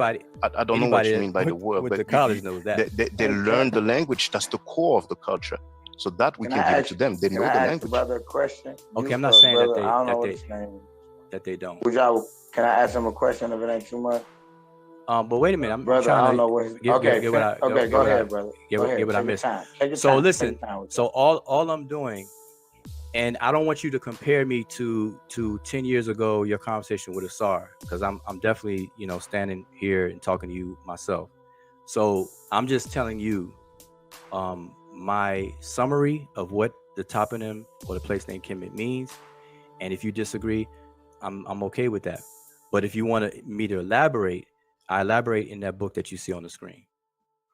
Right? It's kind of like a slippery slope. It's, you know what, like this, what I do realize that it's a slippery slope, especially for me, because I always tell people that I rely on the experts, right? And so are you basically saying that you are an expert and Asar is an expert in said field, right? Is Smash Rock Walls, are you saying you're an expert? Because that's what people. I'm not saying I'm an expert, but I'm not saying I'm an expert, but I also do sometimes. I know where Jahu coming from, and like appeal to authority. But I didn't think that's what my brother, my aunt, was doing, appealing to authority. You can't just say because there's a consensus and you agree with the consensus, there's an appeal to authority. But I don't think, again, Wudjau ever said that. What I do want to put forward about what we've come to the conclusion, and I don't want to, go against the work. I support the work and everything. It seems there is a term. How did that research fare in light of the name Mary actually meaning the area of the Nile flood, or this riparian area that you talk about? They had a name for in those terms, which actually do use the glyphs that one would try to find in Kemet associated with water. The name Mary has the glyphs associated with water, and it was used for that zone. And so how did you guys deal with that in the research? Well, that's a logical fallacy, and so we should all avoid that. So deferring to authority is when you defer to experts, because not everybody's an expert in everything, and we all have to lean on the experts. That's different from appealing to authority. One is a logical fallacy, the other one is not. All right, so I just want to make sure that that's very clear. So what I want to make sure that Shaka was not doing, which is why I asked him the question, is he saying that because someone is an authority, then they're right? Because if he's saying that, then he is appealing to authority and he is committing a logical fallacy. And I don't, and you can't win against logical fallacies until you straighten them out. So, but I'm not putting that on him. That's why I asked him. So I don't want to assume. That's why I asked him the question. And from what I got, that's kind of what he's doing, because he said if it's not in a dictionary or if it's not part of the consensus, then it's just your opinion. It's not a fact. As if the people who wrote the works is their stuff is a fact because they're an authority. That's a classic appeal to authority. So you're contradicting yourself, brother. You're saying I'm not doing the appealing to authority, and then you're just saying I'm doing it. Once again, I mean, if for example, I rely on one particular PhD, I guess I will understand if someone accuse me or say that I'm appealing to authority. But once again, that's the consensus. That's the majority of Egyptologists, the majority of the experts. You can never fault someone for relying on the majority of the expert of an academic field. No, and I don't fault you for that. That's why I don't know if you understood. So let me just say it differently then. What I'm saying is that you agree. You just said that I'm appealing to authority a few seconds ago, right? No, what I'm saying is this. I asked you a question, and based on your answer, hold on. Did you not say a few seconds ago that I was appealing to authority? This is what I said. If you are saying that because someone is an authority that they're right, then yes, absolutely yes. YES. Yes, you are committing the logical fallacy. Once again, I'm not relying on one person. So when you say someone, it doesn't apply. No. It's not just one person. Okay, it's the consensus of totality. The majority of the experts. It's a majority. I understand that, Shocker. What I'm saying is that if you appeal to one person or many or thousands, if you're saying that because these authorities, plural, or authority, singular, is right simply because they are deemed an authority, that is the classic definition of logical fallacy. And if you could look it up, that's all I'm saying. It means that everybody at universities around the world, they are all appealing to authority. No, they're deferring to authority. There's a difference between deferring to an authority and appealing to authority. We never agree. Okay. Because you just said a few seconds ago. I don't want to take the time to show you. A few seconds ago, you were more political. You said that I'm committing that logical fallacy. But the logical fallacy, like you said earlier, is the appeal to authority. So you basically say the same thing with other wording. But once again, and I feel that you're doing that. No, I'm saying I feel that you are appealing to authority and you're not deferring to authority. Okay, fine. Now we agree. But then what I'm saying is the majority of people in academia and the whole world, and we're dealing with scholarship, that's what they are doing. They are appealing to authority. They prioritize. You can disagree, it's fine, but I'm sure most of the listeners will agree. They are prioritizing what the scholars, what the specialists say, no matter the field, if it's Egyptology or medicine or biology. That's how the world works in academia, because otherwise what it means is that we're going to have some brothers just going to wake up one day and say, okay, here's my claim, and if somebody disagrees with the claim, then I'm just going to say, well, you're just appealing to authority. And I think we need to stop with that. It's not going to help us. Okay, but I want to separate. That's not what I'm doing, and that's not what I'm saying. What I'm saying is that a part of scholarship is to do literature review, and you're going to cite and you're going to repeat what other scholars say. That's deferring to scholarship. That's deferring to experts, deferring to authorities. But hold on, please. Is there something wrong with deferring to authority? No, not at all. I said that. Okay. See, that's what I'm saying. I'm just asking a question. Just asking a question. Okay, no, it's fine, your question, but I said that at first. I said there's a difference between deferring to authority versus appealing to authority. And you said that I do. You said that I do both, for the record. Yes, for the third record, because we're repeating ourselves now. So what I'm saying, hold on, let me just get this out, man, because I don't understand how this is complicated. Because it's no, it's not. It's really clear. Everyone defers to authority. Because we agree. So you don't think that's what he did? Defer to authority? You don't think he did that? No, he's appealing to authority as well. Why? Because why? Because I asked him, if the authority says something, it must be true, and he said yes. If the authorities, plural, let me be clear, because he doesn't like the singular. So if the authorities, whoever's deemed an authority, if they say something, it must be true on the basis that they are the authorities. That's a logical fallacy. Just pull it up. Just pull up logical fallacies. Just pull up appeal to authority, and you're gonna see it clear as day. This is like brother, argument 101. Brother Wudjau, the only reason I mentioned Asar Imhotep is because I remember actually he was talking with Smash Rockwell, and Smash Rockwell was asking, but are you a linguist? You invalidate everybody. Asar Imhotep said that Reketi Amen was wrong, that Chekonta Diop was wrong, that Theophilo Benga was wrong. And Asar Imhotep is not a linguist, and he has been claiming to be a linguist for years, which is fraudulent.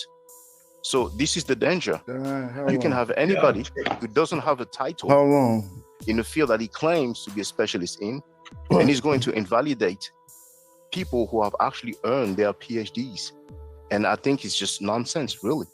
I'm pretty Anybody that don't sure, agree just with real you quick, is a I'm pretty political- sure we could get Asar here and then you could voice Yeah, I your don't wanna- contention with I don't him. wanna- But yeah, keep I don't it on what wanna- Wudjau saying, just for the record, because I don't, Yeah. Asar's not here to defend himself, and that's my man. Yeah. Y'all are my man, but I would hope he did the same for me. So, and all So of let you. me- Yeah, I want to say this No, real but quick. Hold on, Wudjau. Everybody knows that Asar Imhotep have been claiming to be a linguist for years. Everybody knows that. And I'm not asking people to condemn Asar Imhotep, but this is a reality, this is a fact. And he doesn't have the degree in linguistics. Besides, when he spoke with the brother Kambo, who's an African-American brother who went to live in Ghana, the brother asked him, did you have any formal training? He had the nerve to say yes.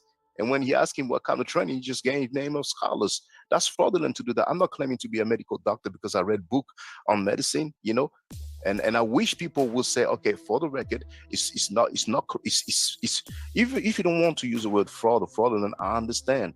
But why would someone claim to be a linguist if he doesn't have the degree in linguistics? Yeah, that's a good question to ask Wait. him. I sent Let me him just the say link. this real quick. Oh, we Hold sent on, him the link. We wait, sent him the whoa, link. Because I don't move away from that. I'm gonna be Wudjau, first. I you're promise not you. moving away, Wudjau. Let me get my I promise point. you. Come on, yo, relax. But it's on his point real quick. Okay, but It's let on me his say point. what I'm saying. Because I got brushed away when I said it's a slippery slope. So I waited another 15 minutes, right? So you got your point, and I know you're gonna reiterate your point. I know how you're gonna do it. You're not gonna let that slide through. So let me make the point. I'm still there. I'm just jumping back in because I got rolled off when I said it's a slippery slope for me, because at the end of the day, and I asked the question, was you an expert? Smash said no, he wasn't, and he gave his thing. You never answered that question. Remember that? I'm not saying I'm an expert. Right, I know. Just You're not saying you are. Wudjau, you're an expert. Real, just answer yes or no. Let me finish my point. Are you an expert? No. Right. So now, here's the slippery slope. Because I deal with this all the time with scientific literacy on the pseudo pillars. We go through this in nausea. All of a sudden, right? If you come with experts, PhDs, people with 30, 40 years in the field, right? You know what I'm saying? You come with that, all of a sudden, you got to read something else about some people who not even in the field at all. Oh, read this literature on this, read that literature. We just went through that with Asar. We went through that with, I think it was, you was kind of on the fence with the Big Bang. You know what I'm saying? And some other folks I'm just not going to fucking mention. We went through that like as if you're going to defeat Nassau, right? So I'm saying it's a slippery slope for me, right? Okay, you know, I love the Amaral Squad, man. I love that book, right? But it has to be a damn way where it's a point where now you talking everybody to death. You mean to tell me it ain't no way that we can get together, you know what I'm saying, and get that matchup we need to get that into academia? Because, you know, it's like stepping on ants at this point, because you don't got to have a degree. Fine. We know you got to have a methodology. You don't got to be an expert. We get it. That's appeal to authority. Then what the hell is going on? Now it's the OK Corral. Now you open up the floodgates for every Yahoo. That's what I'm saying. That's the slippery slope.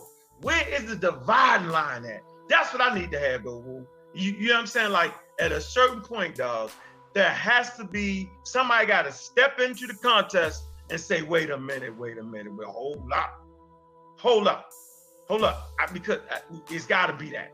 Like, it has to be some checks and balances. It's got to be something, bro. I don't know what we're going to do. All right, so let me answer that. Sorry, just for the record, Wudjau, I'm not trying to start anything. You know, I'm not your enemy. It's not because we disagree on a point that we I don't take it that way. But for the record, I heard you say that you're an expert on the Medu Neter on your live stream. I could not tell you which live stream. No, I didn't. I never said it. Pull it up. You know, earlier. I challenge you to pull it up. Yeah, there it is. I could not tell you which live stream because your live streams are very long. But you're lying. There's plenty. I never say that. You can say I'm lying, it's fine. But for the record, people can check this live stream. At one point, you said I was appealing to authority. When I mentioned that, I definitely said that. No, but I just want to say this. And when I told you that you said that I was appealing to authority, You started saying, no, I didn't say that. I said you're referring to authority. But later on, you did indeed confirm, and you did say that I was appealing to authority. But the first time when I brought up that you said that I was appealing to authority, you denied it. So you can say I'm lying, it's fine. Okay, no. That's what I'm saying. That's why I wanted to explain it without being interrupted. And it's really, really simple. I'm saying that I asked you the question before I even left. I understand everything you said. I'm talking that's about, what I'm saying. That's what you're doing. Let me just get it out. Let me just get it out. Can I get it out? Finish real quick. The way to confirm, I might be wrong. Can I get it out? Just let him go, Maya. No, but the way to confirm is just to go back and listen to the conversation. Yeah, I'm trying to get past it, but see, I'm me, right? You're not me, right? I know what I mean with the words I say and what I'm conveying, and so my sentiment has remained from prior to me logging off and coming back. Before I left, I asked you a question, and I said that I asked you specifically, are you saying that because it's in a dictionary or because it's not in a dictionary, then it must not be true and whatnot? I was asking you that question so I can ascertain from you whether you appeal to authority. And before I left, I even said it. I said, well, I don't have any real words for you because a person with your stance, there's no convincing. And I specifically said that. So I was clear about that. That's before I left. And then when I came back, I'm saying the same thing. So yes, I feel that you are appealing to authority. Yes. So I can't make it more clear than that. And yeah, but you denied that you said that earlier, but it's fine. We never agree on that. But appealing to authority, that's for the record. That's for everybody listening. Yeah, that's for the fourth record. We did it. This is the fourth time now. Because I said that's the third record. Now you're making the fourth record. I'm saying, but it's okay. Appealing to authority. How many records you want to make? Okay, well, if I get a chance to speak, appealing to authority is not wrong. There's nothing wrong with appealing to authority. There's nothing wrong. Yes, it is. To you. No, to everybody. No, Jahu, I agree with. Just real quick. See, you're referencing rules of debate, Wudjau. It's a problem to appeal to authority in debate, but in scholarship, it's an argument. No, in argument, which is argument, debate, argument. But I think y'all both right, basically. Argument. I think y'all both look. You talking about in debate, he talking about in scholarship. That's all I'm trying to say. But you can have the floor. It's the same. Argument theory is used in debating and it's used in scholarship. It's used in science. So let's not get it twisted. All right. This is very, very basic. That's why I said pull it up. If you want me to pull it up, I will take the time to pull it up. But on your own time, Shaka, you could look. You could look.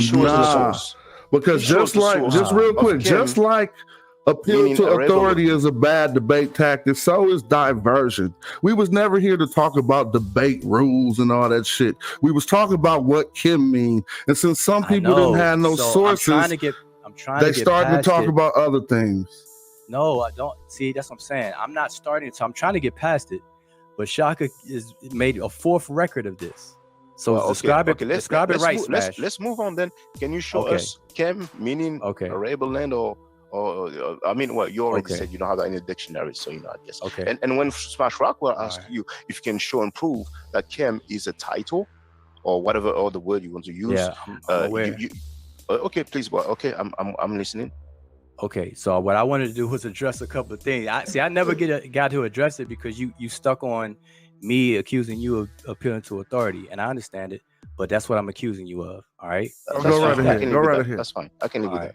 All right. So now, in terms of what you were saying is the there's a difference. So it's not a slippery slope because none of us are experts in everything, and we have to appeal. We have to defer to the experts of different fields. Okay. But now here's the difference. Demonstration always beats the conversation or the talking, right? So what happens is, for instance, I'm gonna give you a real life for instance. Many scholars talk about the language phyla Afro-Asiatic, and they use that as a base for many arguments across many disciplines. But when linguists actually paused the conversation and did the work and challenged what people have been saying, they come find out that Afro-Asiatic is an unproven language family. It was never ever done, never ever created by using the historical comparative method.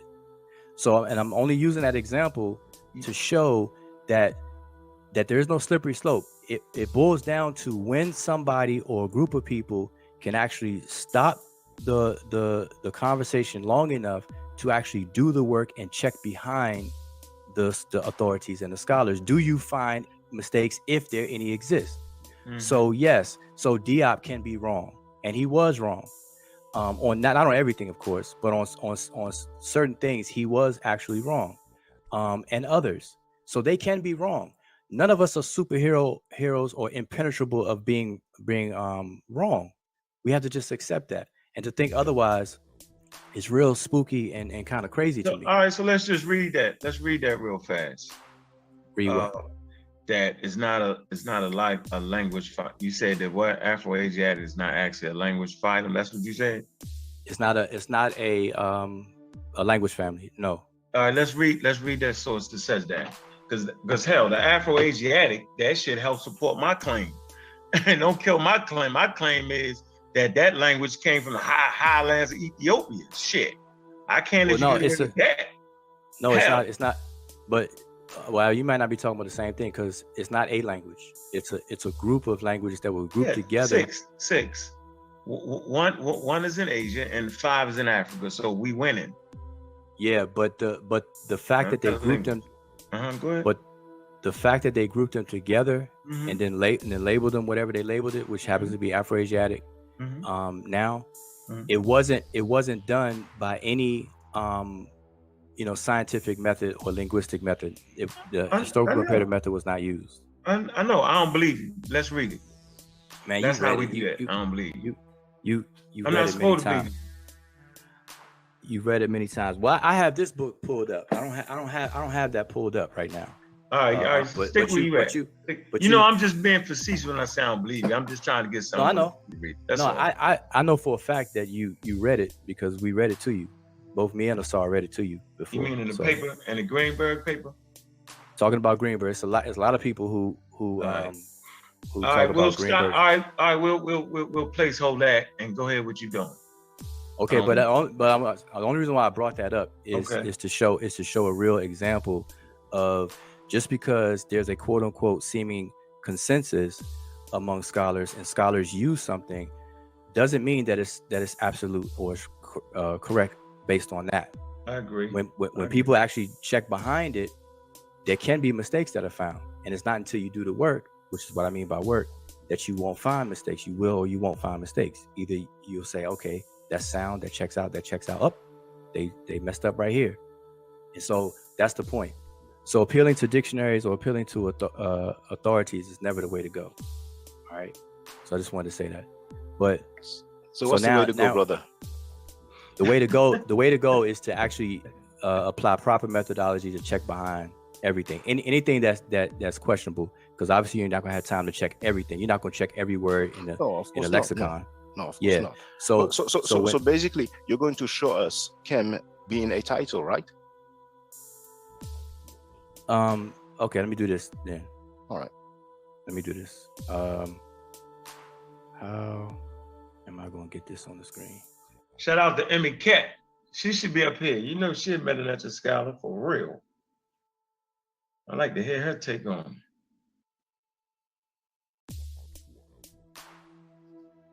Where Emmy Cat at? All right, we can share the screen. Emmy Cat at? Yep. Give me 1 second. I think your screen is already shared. No, it's not shared. Yeah, Kemet, the riparian country, isn't that your screen? That's my avatar, brother. Oh, okay, my bad. Yeah, now I'm sharing my screen. All right. So in this work right here, this is page 344 in here. Earlier I mentioned that there's works that are done outside of even I'll call a second tier resources that people use, like the TLA that Smash use. Well, we all use it, but I'm saying that he's been showing and stuff like that. I call that second tier. Third tier is when you get into more more of the arguments among scholars, but a lot of that is in foreign languages such as French. And I know you speak. I think you speak French. Indeed, that's my mother tongue. Okay, great. So that's great. So in this work right here by Pascal Vernis, he does an excellent job at doing a full treatment on a place called Kim Ware. All right, that's became known later as Athribis. All right, and in this particular text, he talks about the what page was I on just now?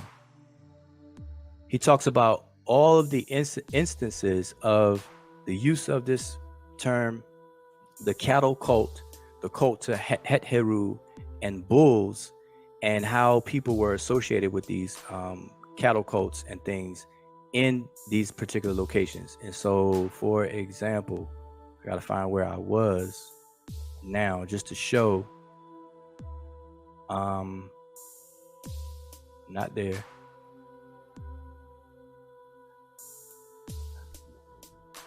Okay, this is just for an instance. There's a gnome with a gnome symbol or sign with Kim, the word Kim, and then a bull there. All right, you see Kim where here? I don't know. Can y'all see my cursor?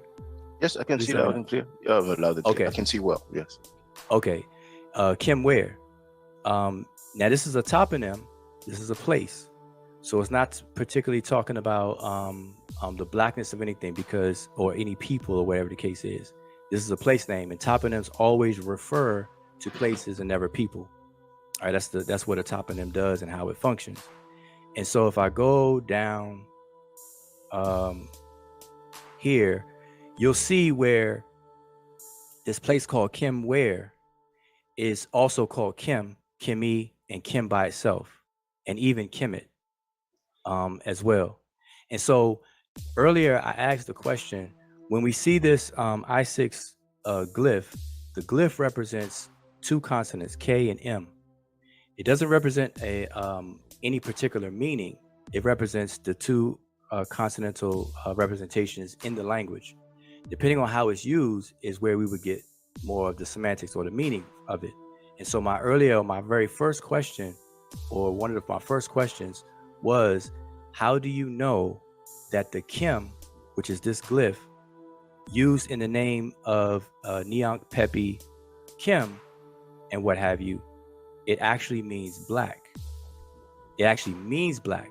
Now we know what is translated as black or the black, but what actually does it mean? Okay, and how do you make that determination just by a single glyph?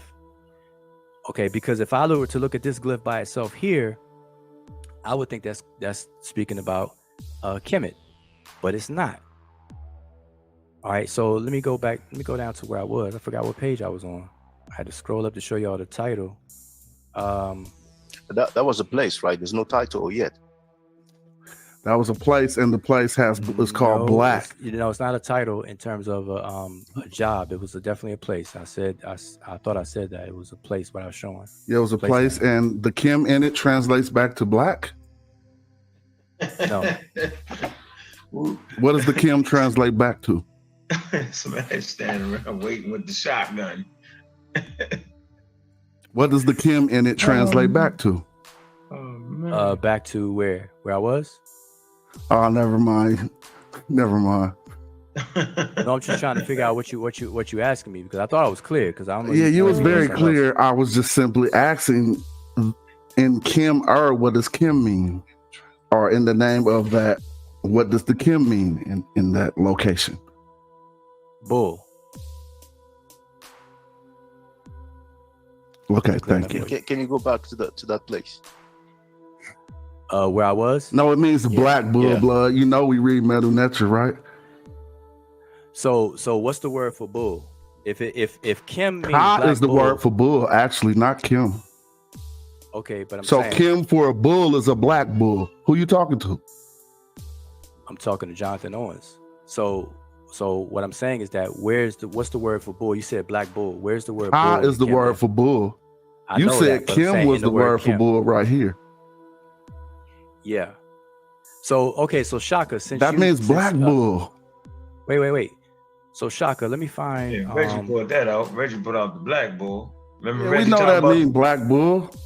No, okay. So Kim means black bull. Kim Ware means black bull. Want me to pull it up? I'm gonna No. bring Reggie in. I'm asking you right No, now. we talking about how this translates. Let me just read the French from your source. Okay. Now, we have lecture du nom, basically what's in uppercase, and then we have the first paragraph. And after the first paragraph, basically, where it says LE space NOM, that's le nom. It means the name. So I'm just going to translate directly from English, to save time. I mean, to English to save time. It says the traditional name of Athribis was said at the origin Kem Ur, and in parentheses, the Great Black. So wait. You said hold on, I'm sorry. You said parentheses. Where you at? Because I thought you were starting. Okay. Can you go down a little bit? Go down. Yeah, keep going down. No, down. No, up this way. Yes. Yeah. Go a little bit. Yeah, there. And if you go to the left, No, I'm saying start at the where it says lecture du nom. Well, that would be a bit long. You really want me to do that? Because if we start the sentence, just where I asked you, that's the beginning of the sentence, and Kem Ur is translated the Great Black. Noir is the word for black. Yeah, the Great. So black, your own source translates Kem as black. No, but you have to keep reading. It's saying what is normally done, but then it goes and explains. We can keep reading, but what's the point? Because your own source translates Kem as black. Wait a minute. You said what's the point? Yes, the point of this. Okay, listen. We had the translation. So do you disagree with that translation? If you're gonna stop here, then it's just a waste of time, because the author of this book is making note and accepting how it's been traditionally translated. That's why he said the traditional whatever. But then he goes on to explain and start to dissect it later. So I mean, we're not trying to do a reading exercise, but you can't just stop here because it says the Great Black. We already know that. You could pull up any dictionary, it's going to say Kim Ware, Great Black. So if that's the case, why did this author write a 400 page? This book is over 355 pages long. Why would the author? I think he was just talking about the fact that you said it just meant bull, but he just read the source saying it meant black. That's all. No. I'm saying this is what the author is coming to right here. Clearly in parentheses or quotes, you have the Great Black right here where my cursor is. Indeed. Okay. So there's no contention there. All right. I just slid, not to cut you off, I just slid another source on the screen for Kim R, the big black one of the 10th gnome. We could go to the big black one, Kim R, but go right ahead. The Great Black, right? If you say big or great, the big black one, synonymous, right? And that's what we see on the screen right here. Yes, see that, right? yes. Grand is in English you would say great, but you could use the word big, but you know how it is when you go from one language to another one. Mm-hmm. Okay. So I mean, right now I'm at a loss because you stopped at what this word is normally. If you want me to continue, I can continue. It's not a problem. So it says. Well, I mean, but see, I can continue right now. It's not a problem. Wait, let me. This is long. I want to. That's what I was saying in the first place. I was saying that it would take time, but I'll let you do your thing. You said you want to show us Kem being the title, so I'm waiting. Okay, I mean, I can't get to that point if okay, so when you see it saying the Great Black, that's it. You focused on that. I thought you were going to read from at least where it started at the top, where it says lecture of the name. Okay, or, I can do that. No problem. I can do that. I can do that. But no. Okay. But wait, it's a whole lot. Let me see. And see, this would take a lot of time, because let me just summarize what this author did in this book, right? in here, he Well, talks really, I about would the. like you to show us Kem being a title. Okay, I know that's what you want, and that's what I'm Can you do that? showing you. I already Smash had the picture on the screen where Kim is there in the title. Okay, it's just we're not arguing whether it's a title or not. We're arguing over the meaning. Well, Okay, actually, so we are. I want you Because I want earlier, you- Smash asked you if you can demonstrate Kem being a title, because show you the title was separate from the name, and the adjective Kem. And maybe there was a misunderstanding, but you said that you will come back with the source. all right. And that right, Smash? That's Maybe it's not there. But No. Okay, this is you're how- right. Okay, Kim. Okay, pick one of the people with Kim in their name. Let's pick one and just deal with one. Henenit. Neon. Okay, which one? Henenit. Okay, Henry. And then what's the whole name? Henry Kim, right? Or is more to it? Indeed, yes. Okay, so if Kim is the adjective, what does Henry mean? Henenit is a given name. But what does it mean? Because I don't know. I don't know what it means. Okay, so I'm not trying to be anal. I'm saying, how do you know that Kim in that phrase is an adjective? I was talking to the chat. They can't hear me, but y'all, this is funny. What is black to you? It goes No, I'm back saying, to the color, no, just like we read on your own source. No. I didn't ask you the meaning. I'm saying the word class. You said because you said adjective, and I think Smash said it too. I won't put words in his mouth. But how do you know that it's an adjective in that phrase? And when I think I asked that earlier, that's why we got off track on the VSO and the verb stuff and everything. That I didn't bring up. The funny thing is that you said that you will show us Kem being a title, and now you're asking questions. So can you show us Kem being a title? If you can, it's fine. Maybe you take you some time, Okay. I'm saying. Can you do that? Honestly, brother, are you able now? Are you able now to show us Kem being a title? All right.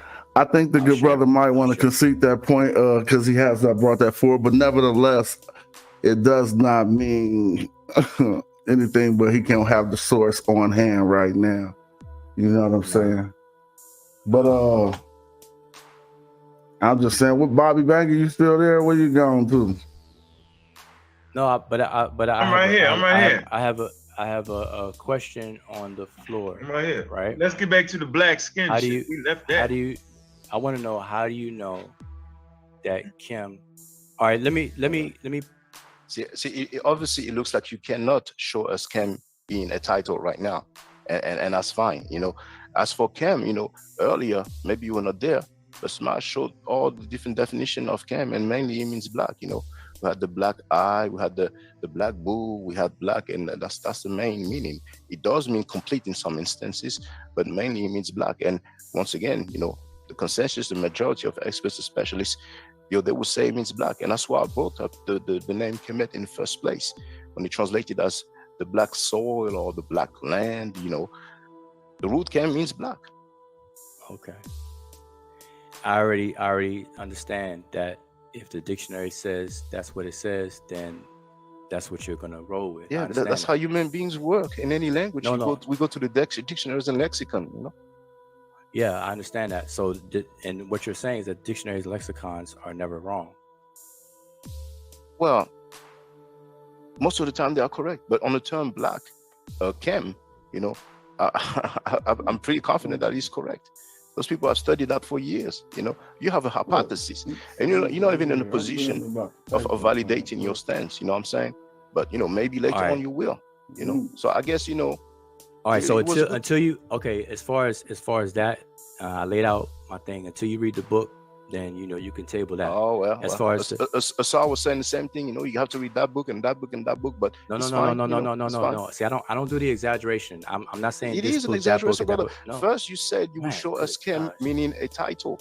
You said I'll come back, and then you showed that book, and then you ask a question, you divert it, and this is something you do a lot, But it's fine. Everybody has their own way. You haven't even been around me a lot to say I do it a lot. I heard you a lot, brother. I've been listening to you a lot for a long time. For you to think I say I'm an expert, I already know. I don't have any confidence in you. I will definitely not. I don't have any confidence to all the 4-hour live stream to find that part. Right. But you can say I'm lying. You can say I'm wrong. I can live with that. Because I'm Well, not in a I position. wouldn't use a harsh word as you're lying, Earlier but you I'm said I'm saying lying. you're mistaken. Yeah, I did. Yeah, okay. So I did. can live with that. That's fine because I cannot demonstrate. I cannot show and prove. So I have to take that. It's fine. Okay. But what I'm saying is that I'm not telling you to read this. Listen, I'm not telling you to read this book or that book. I was just saying that earlier, my stance on Kim not meaning black in the instance of Kemet, I said read that particular book because I lay out the arguments. So I said until you read also that, said then that you won't show us. know my. You also said that you will show us Kim being the title. Is that correct? I'm gonna show you. Okay. Smash already had it on the screen, but I'm gonna just put it back up on the screen. All right, I'll do it like that. So here's one. It's the same particular book. So let me unshare what I was sharing and share this. All right, hopefully y'all can see that. Oh, nah. Y'all can't see that? Well, I can see a sketch.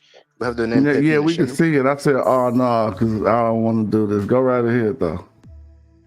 Okay. So what I'm saying is that this here, right here, is, if y'all can see my cursor, is yes, a indeed. title. Now, the only thing that you're saying is that we're not arguing over whether it's a title or not. We're really arguing over the meaning, because you all can clearly see that this is part of this person's designation. Pepe, no, you read that wrong. I read what wrong? I can't clearly see that it's part of his designation, so explain that to me. His titles are to the left, by the way, starting with M-E-R, which means overseer of. So go right ahead. Okay. So right here where the Shinu starts with the word Pepe inside of it, that's not part of a titulary. That's the name of a king. That's the name of the king, not him. That's not his name. So you're saying that's not part of his titulary? Yes, that's what I'm saying. That's not part of his titulary. He was out here while Pepe was out here. His name is right above that title. His name is Happy, H-P-I. Happy Kim is the adjective. So that is right in front of his face. That is not his name. That is the pharaoh who was reigning during his times, man. Okay, so in the sources that you read earlier, did they not include Pepe in his titulary, in his name? Yes or no? Didn't you say Pepe Young, so and so? Like, all right, let's do this. Let's do this on the screen here. The first in the Shinu is Pepe, right?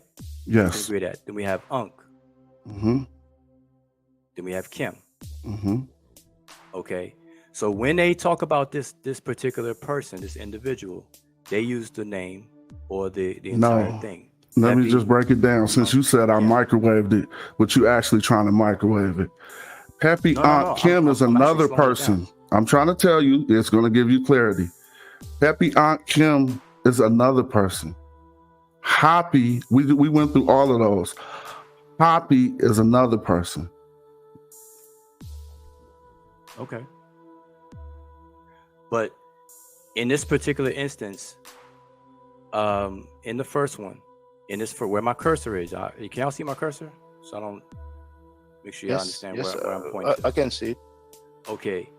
So regardless of the person, this particular here, Pepe, because what was said just now is that Pepe is the king and not his name.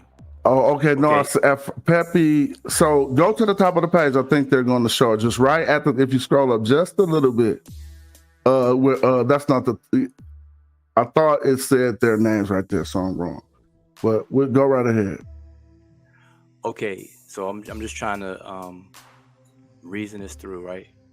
So what I said, because you said his titles are on the left, and what I was saying is that this Kim, we were pointing to Hepi here at the bottom, his good name Hepi. But now, if we were to read this whole thing, it says Pepe Unk Kim Renef with his good name Nefer Sobek Hotep, his good name Nefer Hepi Kim. So this is why scholars are not all in agreement, or they have a question on the table as whether or not these are the same names of the same person or different people. So you'll see when you read about Pepi Kim that they always put like in parentheses or whatever, Sobek, Nefer Sobek, Hotep, etc., etc. But my point is that this is part of the titulary for this particular person or any particular person. Although it's the name of a king, we know that. That's why it's in the Shinu. It is part and parcel of this person's name or designation. And this is why scholars, if I were to scroll up, hold on, brother. With all fairness, we have 3 different names here. We have Pepi, we have Sobek Hotep, and we have Happy. And you started with Happy, and you saw the Kem, and then you moved to the Pepi. So here, I don't see Kem being a title. Happy is the same as Henry the Black. We have Happy Kem. Okay, so you see Kem in 2 places here, right? Yes, indeed. Okay, so if you want to deal, I mean, if that is Kem, because I don't know what the 2 glyphs, like the one between the water wave and the H, and the other one towards the right, but let's presume it's Kem indeed. Neant Kim, they think that's a scribbled out in. The double oblique lines. Okay. No, it's maybe here. Yeah, that's what you're talking about. Okay, and the one on the right, what could that be? That one there. That is I think HPI, but it's a broken reed list. No, he's talking about this. Oh, see, that is a broken. What happened was that's the end, but the middle of it is broken. I get you. Okay, yeah, it's the ripple wave. Okay, I get it. Okay, so they say Neant Kim, indeed. Pepi Neant, but Pepi Neant supposedly, just like Wudjau said, could be different or could be the same as Happy, and so I don't disagree there. But my point is this, because y'all are asking for something that's what we're already seeing and what we're looking at. And what I'm saying is that this is part of his titular. And so although we know that Pepi is a king, there is a king Pepi, and this figure was alive during the reign of Pepi. Pepi was part of his titular, this guy's titular. And so the logic is, okay. Are you sure about that, brother? Yes. How could the name of a king be part of the titular? You're looking at it. Why? What? Okay. All right. Let me ask you this. What are they? Why? Okay. In based on your knowledge, why is the name Pepi here? It's written because that's just the name of the king. They're mentioning the king, which happens on many artifacts. It's something very common. But in terms of in this way, I mean, I know kings' names are definitely a plethora of kings' names around Egypt. Yes, but I'm saying in this manner, you're saying that this is normal just to mention the king. So this is just mentioning the king. Because usually when a person wants to designate the king as the king, they usually say under His Majesty, Hemeth, so and so of so and so. That's the regnal year. That's the regnal year. No, Hatshep is the regnal year. So I'm not saying that, brother. So let's stay here. You mentioned year 1 or something. That's the regnal year. No, I didn't say year 1. I said usually when a person wants to designate themselves as being and mention the king as a separate person and the fact that they're under their reign and blah blah blah, they will usually have under His Majesty so and so blah blah blah. Not okay, like so if that's a titulary, then what is a titulary then? What does it mean? A title. Titular is a title, brother. What titulary is a title, brother. Yeah. What is the title then? What does it mean? What does the word title mean, or what does this title mean? But you're arguing that Kem can be used as a title. And first you went to Happy Kem, which is the same as Henry Kem. So, but now you're moving to the other Kem after the Ankh. So you're saying that no. I'm not moving in terms of trying to move or avoid. I only went here because I blew it up and I wanted to go to the beginning. So I'm going to the beginning. That's the only reason why I moved up here. And my point here, which seems to be missed, is that this is a titular of this particular person. It's a title. And so we know, like, if I asked you just now, and I asked, why is Pepi there? So you feel, and I'm basing this on your answer, you don't feel that Pepi is part of this person's designation. You feel that it's just mentioning the king, but just on some GP, like it's just mentioning the king. That's how you, that's what I got from your answer. Now you can correct me if I'm wrong, but that's what I got. And my point is, it's part of his designation. It's his titular, and Kim is a part of it. All right. Can I add? But now, so what I'm saying is that I don't hear us arguing over that. What I hear us arguing over is the meaning of the Kim in this instance.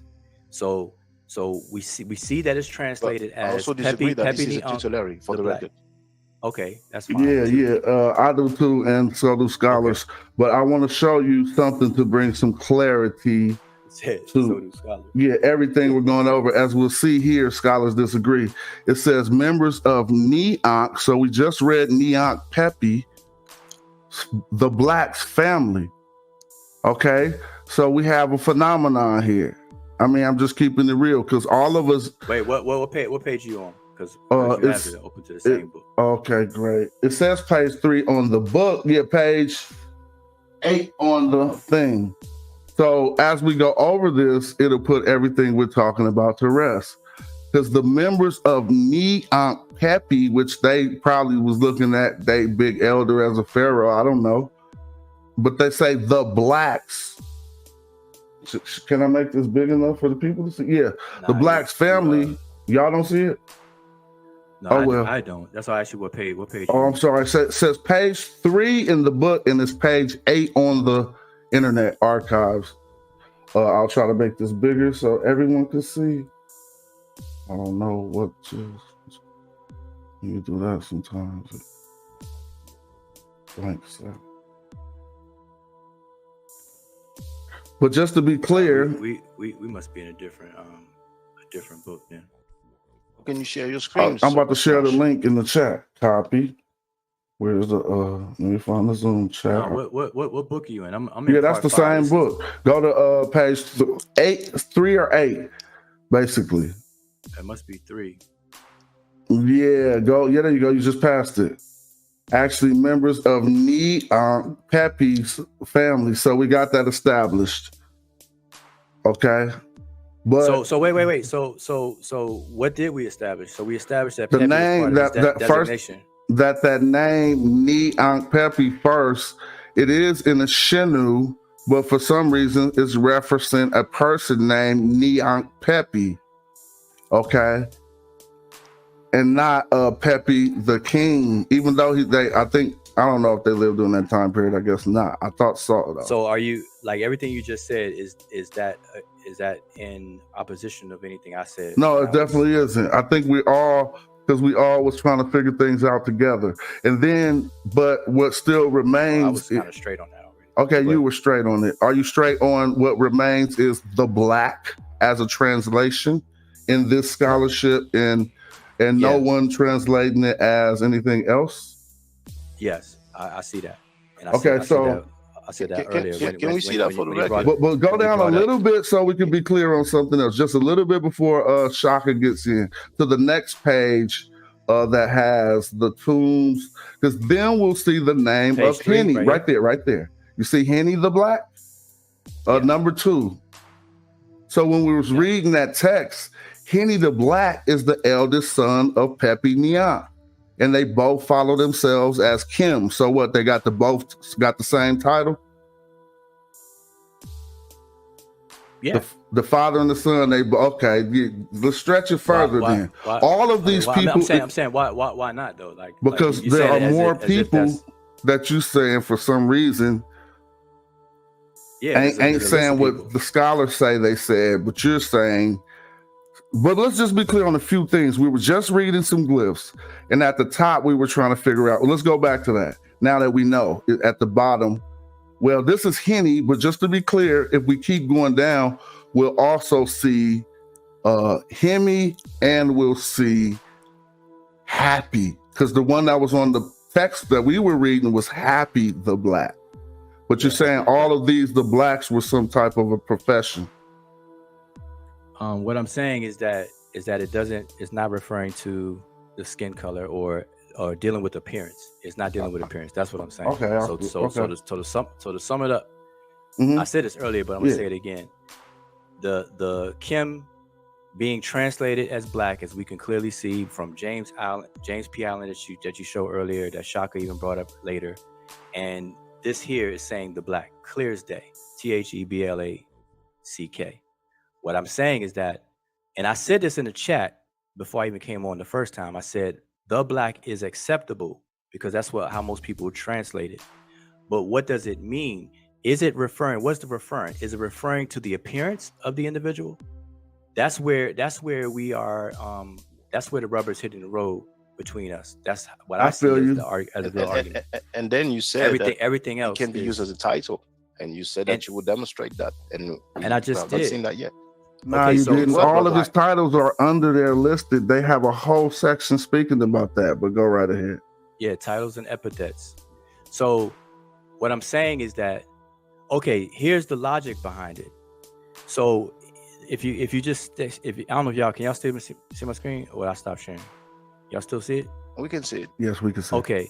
So this is page 3 that you were at, right? We have 4 people, 5th person has no name. So if we look at number 3, it's Pepe Unk.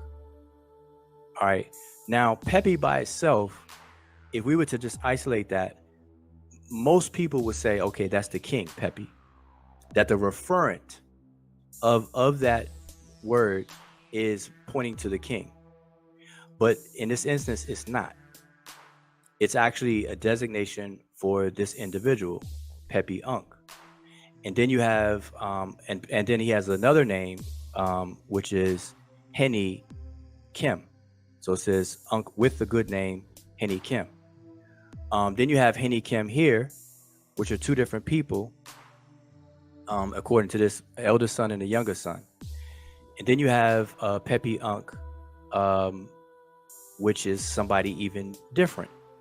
Now, scholars are still, trying to iron that out to this very day in terms of all these people within the same tomb. There was a large tomb that had a lot of people with kind of confusing designations and names. But my point here is that although Pepe is within a Shenu or cartouche, and everybody knows that, okay, the king's name is in the cartouche, everybody and their mother would assume that this is the king. It's talking about the king, but it's actually not. And I'm using that. And I did that. Okay, and I'm using that to be consistent with the logic, is that Kim, written last in these particular individuals, people are assuming that it's talking about the appearance of the person, as if they needed to designate their appearance in their name or their title, when they did not. I'm saying that they did not. I'm saying that the Kim used, that's being translated as the black, is not in reference to or referring to the appearance of the individual. It's referring to the color, right? It's referring to something else. The appearance. You mean the color by that, right? The color of the person. Like it's not trying to describe the person. Okay. But then again, you still haven't shown Kim being the title. Is that correct? No, I mean it's not correct. That's what I'm trying to show you. So can you show us Kim being a title? All right. I thought I did that earlier when I was down on the other pages. Let me scroll all the way back down. Well, we're actually kind of figuring out, the Pepe and the Ankh. I don't recall. All right, let's just use this one. I just randomly stopped here. So let's go to the one we're dealing with. I think that's best. We spend some time on it. No, this is heavy. I mean, this is still heavy. I mean, okay, we could go to another one. All right, here's No, but if you don't mind, the one we were looking at earlier with the Happy, with the Pepe Ankh, All right, I don't even remember what page that was on. I'm scrolling down and just stopping at images. Okay, well, feel free. Okay, so I mean, if you don't mind, we could use this one, or we can I could try to No, find no the other problem, one. no problem. Well, it's up to you. You can find one that ain't sideways like that. It's gonna help us in the long run. I think you scroll one more down, it's gonna be facing the right direction. Oh, I see what you're saying. Are you gonna rotate it? Yeah, rotate it. Oh yeah, I didn't know how to do that. I was supposed to. All right, so this particular person in the middle is Medu Neter, and that's the name of a king. But you gotta remember our phenomenon here. So that part is she's actually Mary Neter Kim, as the way the scholars are translated it. Yeah, the whole thing, right? Yeah. No, yeah. I was. The whole thing is that. her name. Okay, her or his? Because if this individual, I don't know if it's him or her, but since you said Mary, I went feminine on it. But still, it is Mary Neter. No. If we're following the rule from how they translated these other names. It looks like it's a male because we have Imaku. We will have the ter after the Imaku or Imaket.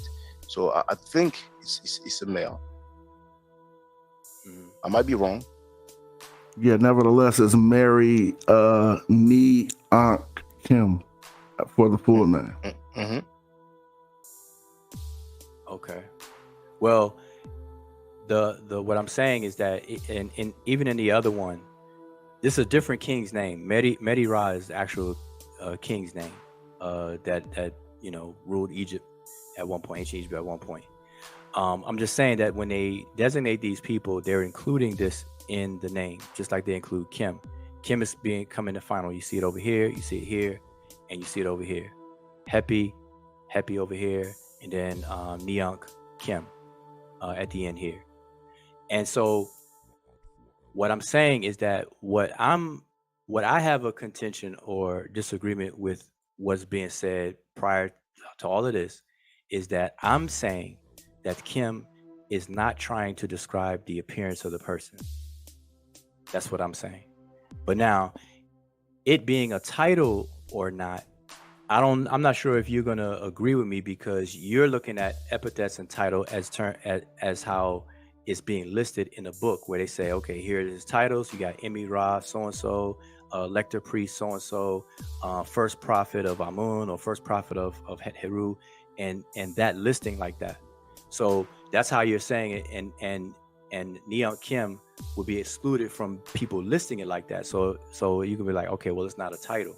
This is part of the person's name. So whether it's part of the name or a title, and we can agree on that or not, the whole point is, what does it mean? Is it referring to the appearance of the person, or is it referring to something else? All right. And I asked earlier, what did you do? Mm-hmm. What did anybody do to rule out the other possibilities? Why did you assume that it's talking about the appearance of the person? So I kind of presumed. I don't know if you can hear me. You can hear me, Wudjau? Okay, yeah, I get you. Yeah, I kind of presumed it going off of the evidence we have from scholars first, from my limited knowledge of Medu Neter, and from how it's being used.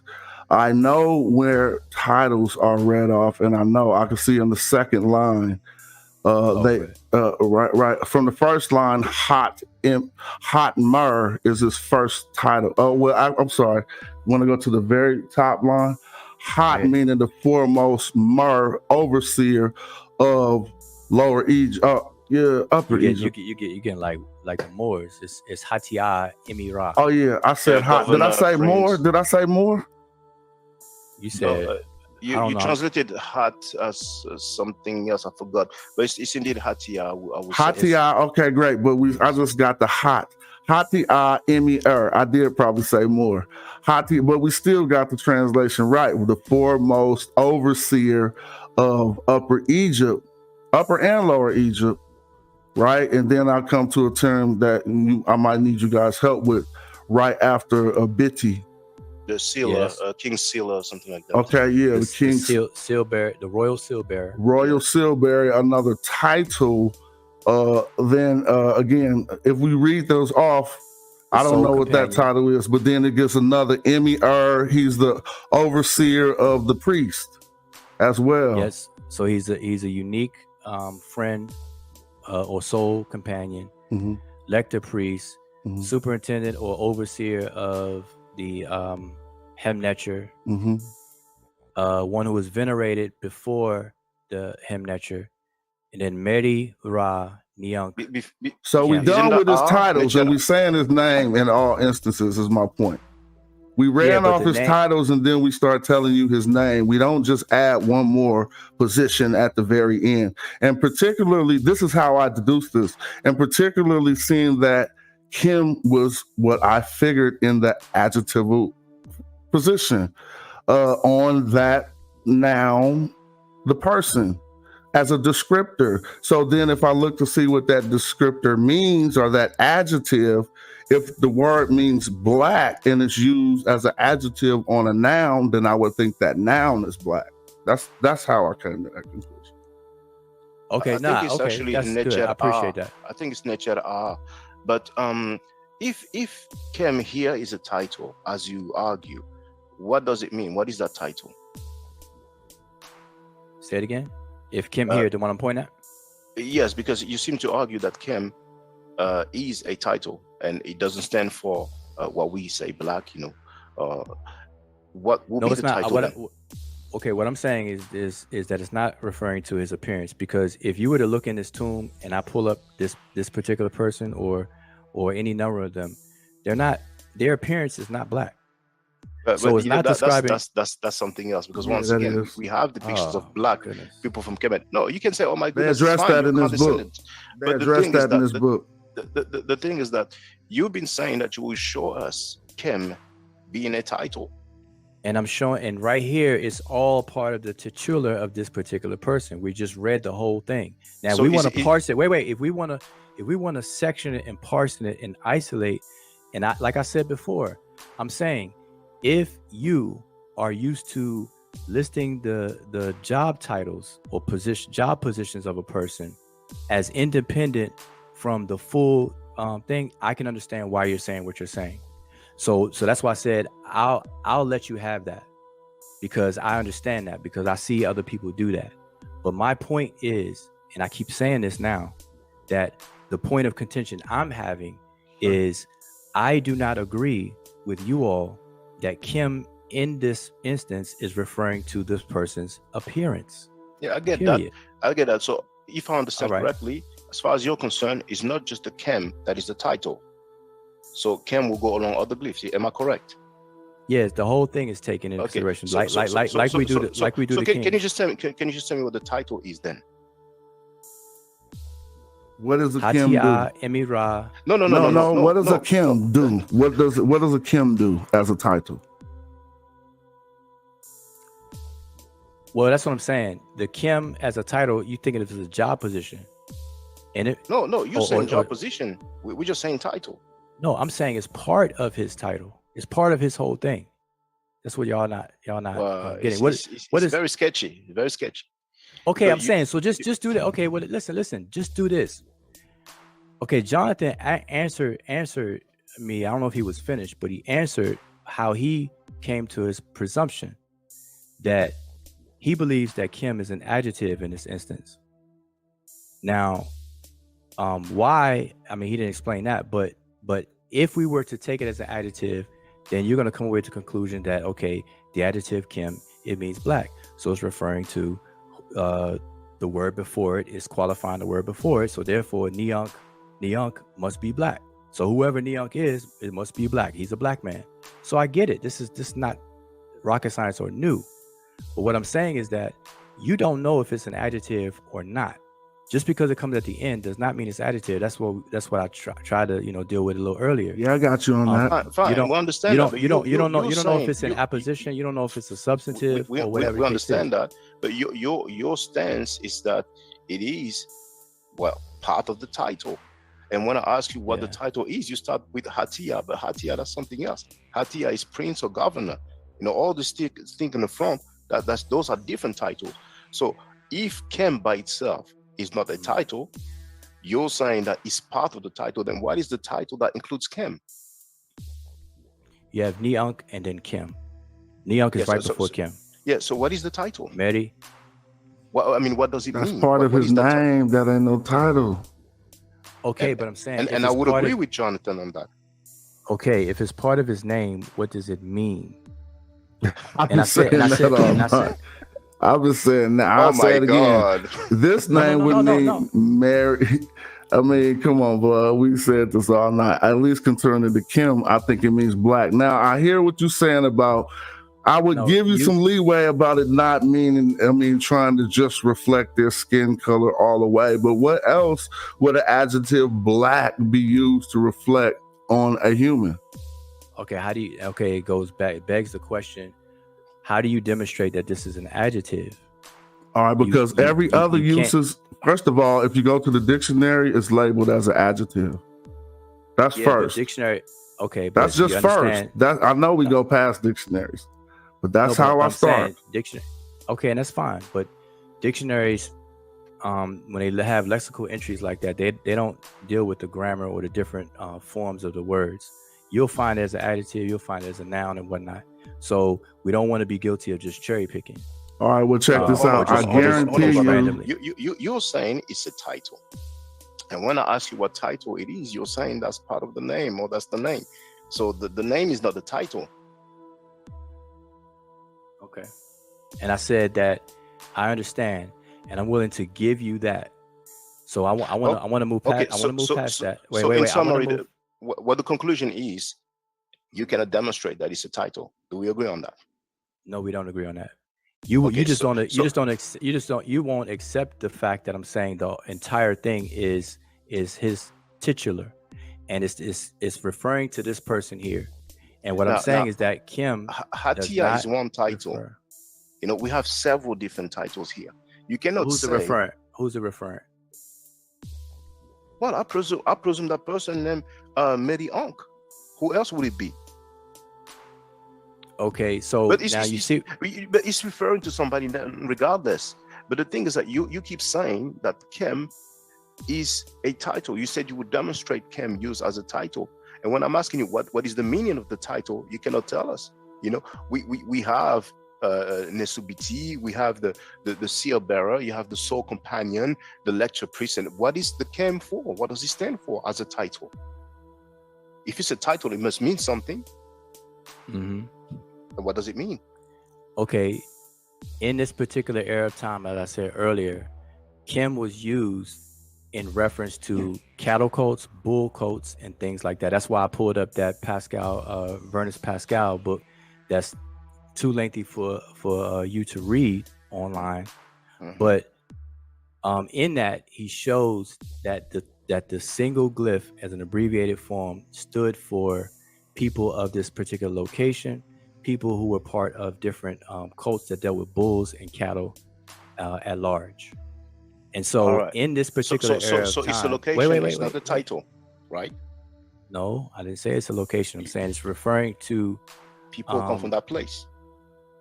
No, I'm saying that this is what the author of the other book was saying in terms of Kim, this single glyph isolated all by itself.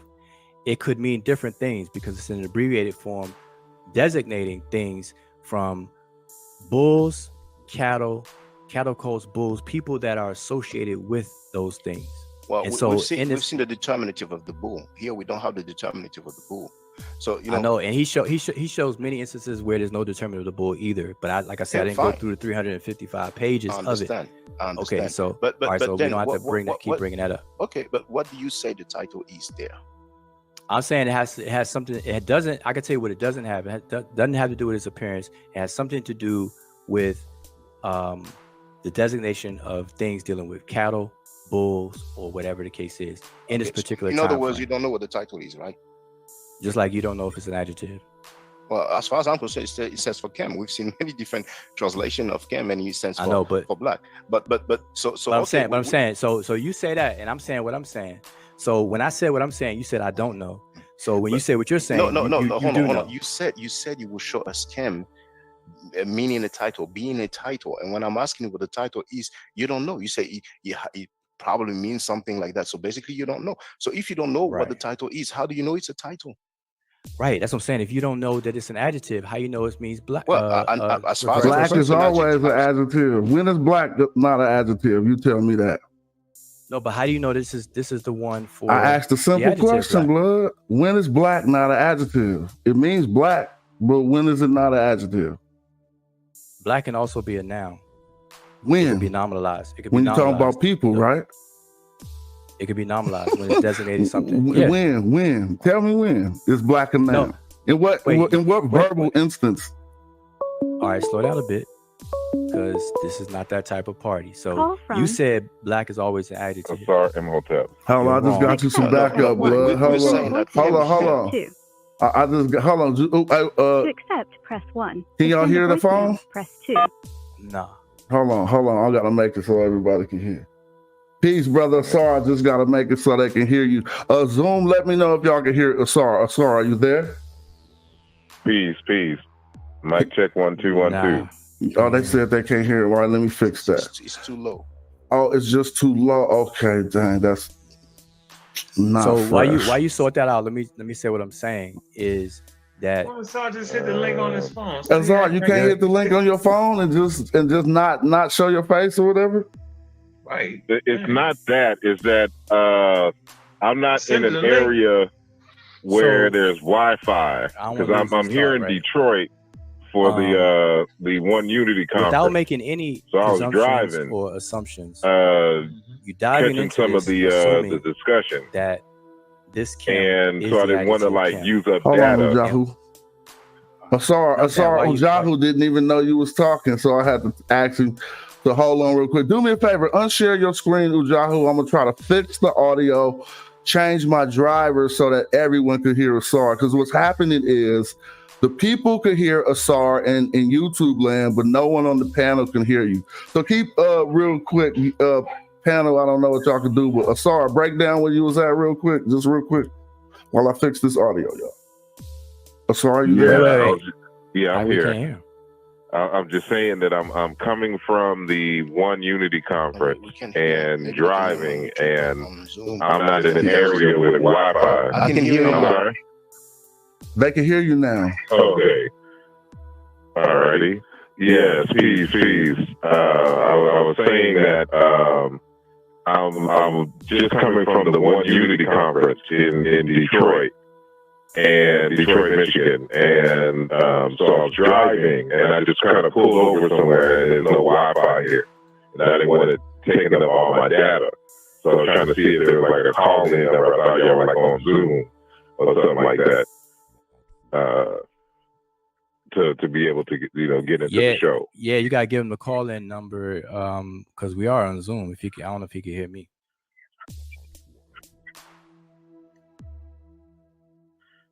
Yeah, I just heard Wudjau.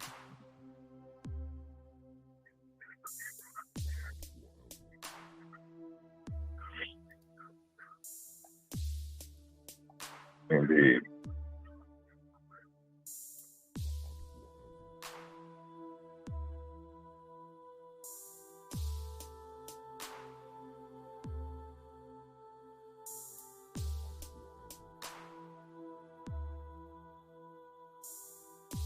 All right.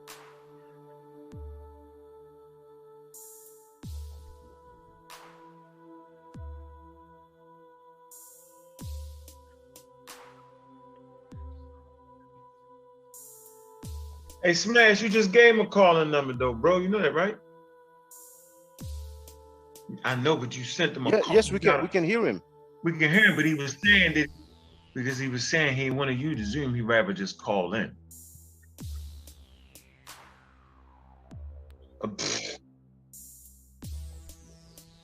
Yeah, it's clear. I didn't know he was gonna call him. All right, go ahead. Damn.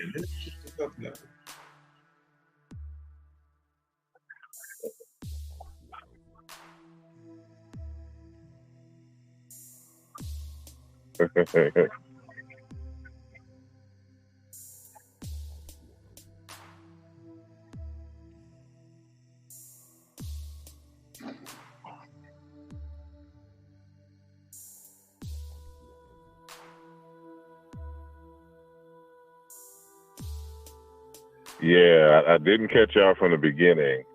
So I don't know the exact point in which I came in, but I think y'all kind of repeated that question over and over again in terms of what is the meaning of the word Kim in Pepe Neonk, if I'm correct. Oh man, somebody talking about we can't hear in the crowd, man. Hold on, man. I said the crowd, in the chat. Is there? Because I mean, this is a 919 number. Usually, with Zoom is like a 1-800 or something like that. I'm game goofy. I don't know how to find it. How do I find that? All right, look, y'all. Let me listen to the YouTube myself. They could hear Asar. They said all they could hear was Asar, but the only one talking at that point was Asar. So hopefully, they say we could hear is just an echo. So that's not gonna work, man. Yeah, he echoed. He came in. Two Asars came in to the rescue. Yeah, because Zoom. I'm saying. Can you hear me? Yeah, I mean, I don't mess with Zoom, but I know Zoom has. Can you send me an invite via my email? They didn't even depict themselves as having I black can. skin. But okay, so So what I'm try saying, to send me an invite via the email, and let's see if Zoom, you it can't just forwards give him me the number, and I'll call back in if there is. You said it's a 919. You said it's 1-800 number. Why don't you? All right, I'm trying to mute them. All right, Asar, you hear me still? Yeah, I'm about to try to send that because we had two conversations going at one, and it's probably not the best for viewers. So yeah, I'm gonna try to send that to which email? I think I got a very old email on you.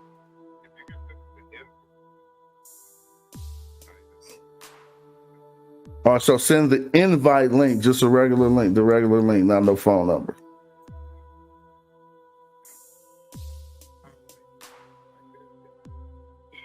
And it has a whole bunch of numbers I can call in. There's a link that calls in, but you should be able to send me an invite. Oh, I feel you. So I gotta click this email button. Go to click Gmail. I see.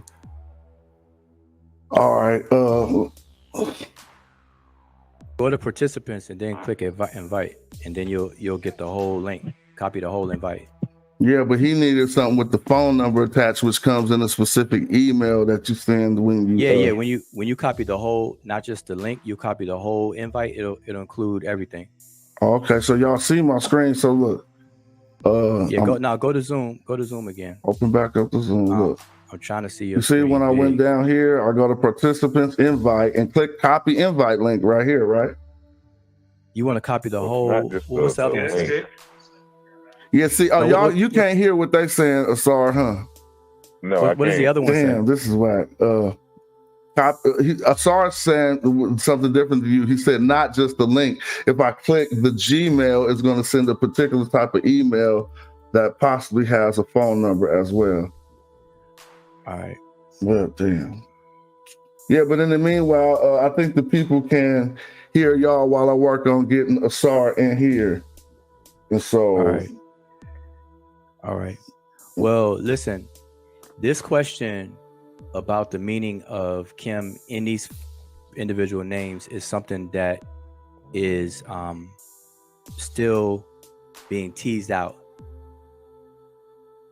I can hear you, but I still can't hear them if they're talking.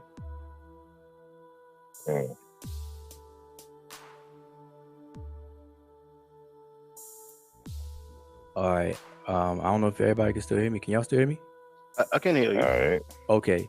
So this question is the same. It's very similar to the place name of Kemet, where the assumption is made that the word Kim in the place name Kemet means black. Like everybody walks into the discussion with that assumption, and the same thing is going on here with these people with the word Kim attached to the end of their names. Okay, it's an assumption that it means black in terms of their appearance, just like black is the assumption for the place name Kemet. But when you actually tease it out and do the work and do all the comparisons and things like that, you walk away with a different conclusion. And that's what we showed in our booklet on the place name.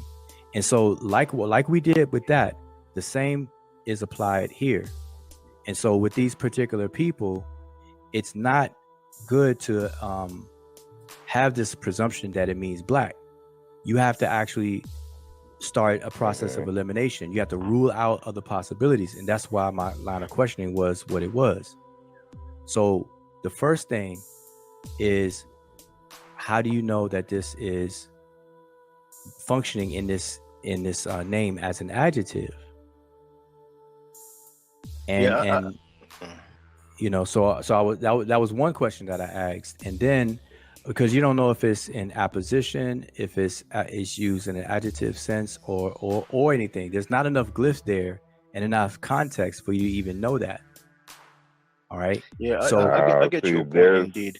Now, so really in summary, you consider that it's a title. There's but you don't certain exactly color know what designations title it is. That's fine. that are in But my question reference to here, other occupations. in that same part, we see in the middle, but on the left and on the right, we have two different names, and we have the chem as well. Would you say? Wait. What are you? Where are you So looking at? info. Well, right now we don't have the Asar screen, Imhotep. but maybe I don't know if you can share it. Or if Jonathan will have to do it, but I don't know if no of what, like what, if I have it I can share it. I don't know what you but that book of Mer, the book that we've been dealing with info at I can reshare. asar.com. Yeah, if you can do that, because we had actually two names, one on the left, one on the right, and because we've been looking at the middle one. Yes, indeed. So you see on the left we have Happy Chem, and on the right I need to move that cursor. We have, well, it's the same names. It's Happy Chem as well. So in this instance, would you say that the chem also stands for a title? Yes, I would say that, but but like I said, I ain't got no Wi-Fi, so I ain't gonna be on too long. But I'm not arguing with you on as a title such as Hatia, Emira, etc., etc. So I hope we get past that point, because they don't list them the same way. All right, hold on one but second. the Kim in this particular name is not referring to the appearance of the person. Yeah, that's your stance. I get it. Okay. Your stance is that it's a title, something that has to do with the bull or place where the bull was. I mean, I'm paraphrasing, but I get your point. You know, I don't agree with it, but I understand your point. No, that's all I can ask. As long as you understand my stance, that's cool. That's good. But really, with all fairness, I'm trying to understand yours. Oh well, I only see my that point one. is, with all fairness, go back. We cannot claim that something is a title if we don't know what the title is. You know, someone can be a banker, someone can be a secretary. We surely can, because a lot of Egyptian names, people don't know what the meaning of it, but you know it's a name. Let me go. No, that's different. The name is different. We're talking about title. If you say it's a title, you should know what the title is, right? I mean, according to you, but I'm just saying that so according to you, even if you don't know what the title is, you can just affirm that it's a title. You can know how a word functions without knowing the meaning. And a perfect example is names. Not all the meanings of names are known, but you know it's functioning as a name. And we know all the meanings of functions. We know all the meanings of titles, don't we? No, not all the titles. And that's what scholars are saying about this. And that's why, because French, I'm gonna say this, because French is your native tongue, I would definitely strongly recommend you get the book that I was sharing earlier. And if you need the title of it, I'll give it to you again. But that would be an excellent read for you. It's not a short read, but it's something that you should definitely have in your on your shelf and check it out. Because but you know, if I was to say that what you're saying is your personal hypothesis, would you say that's correct or not?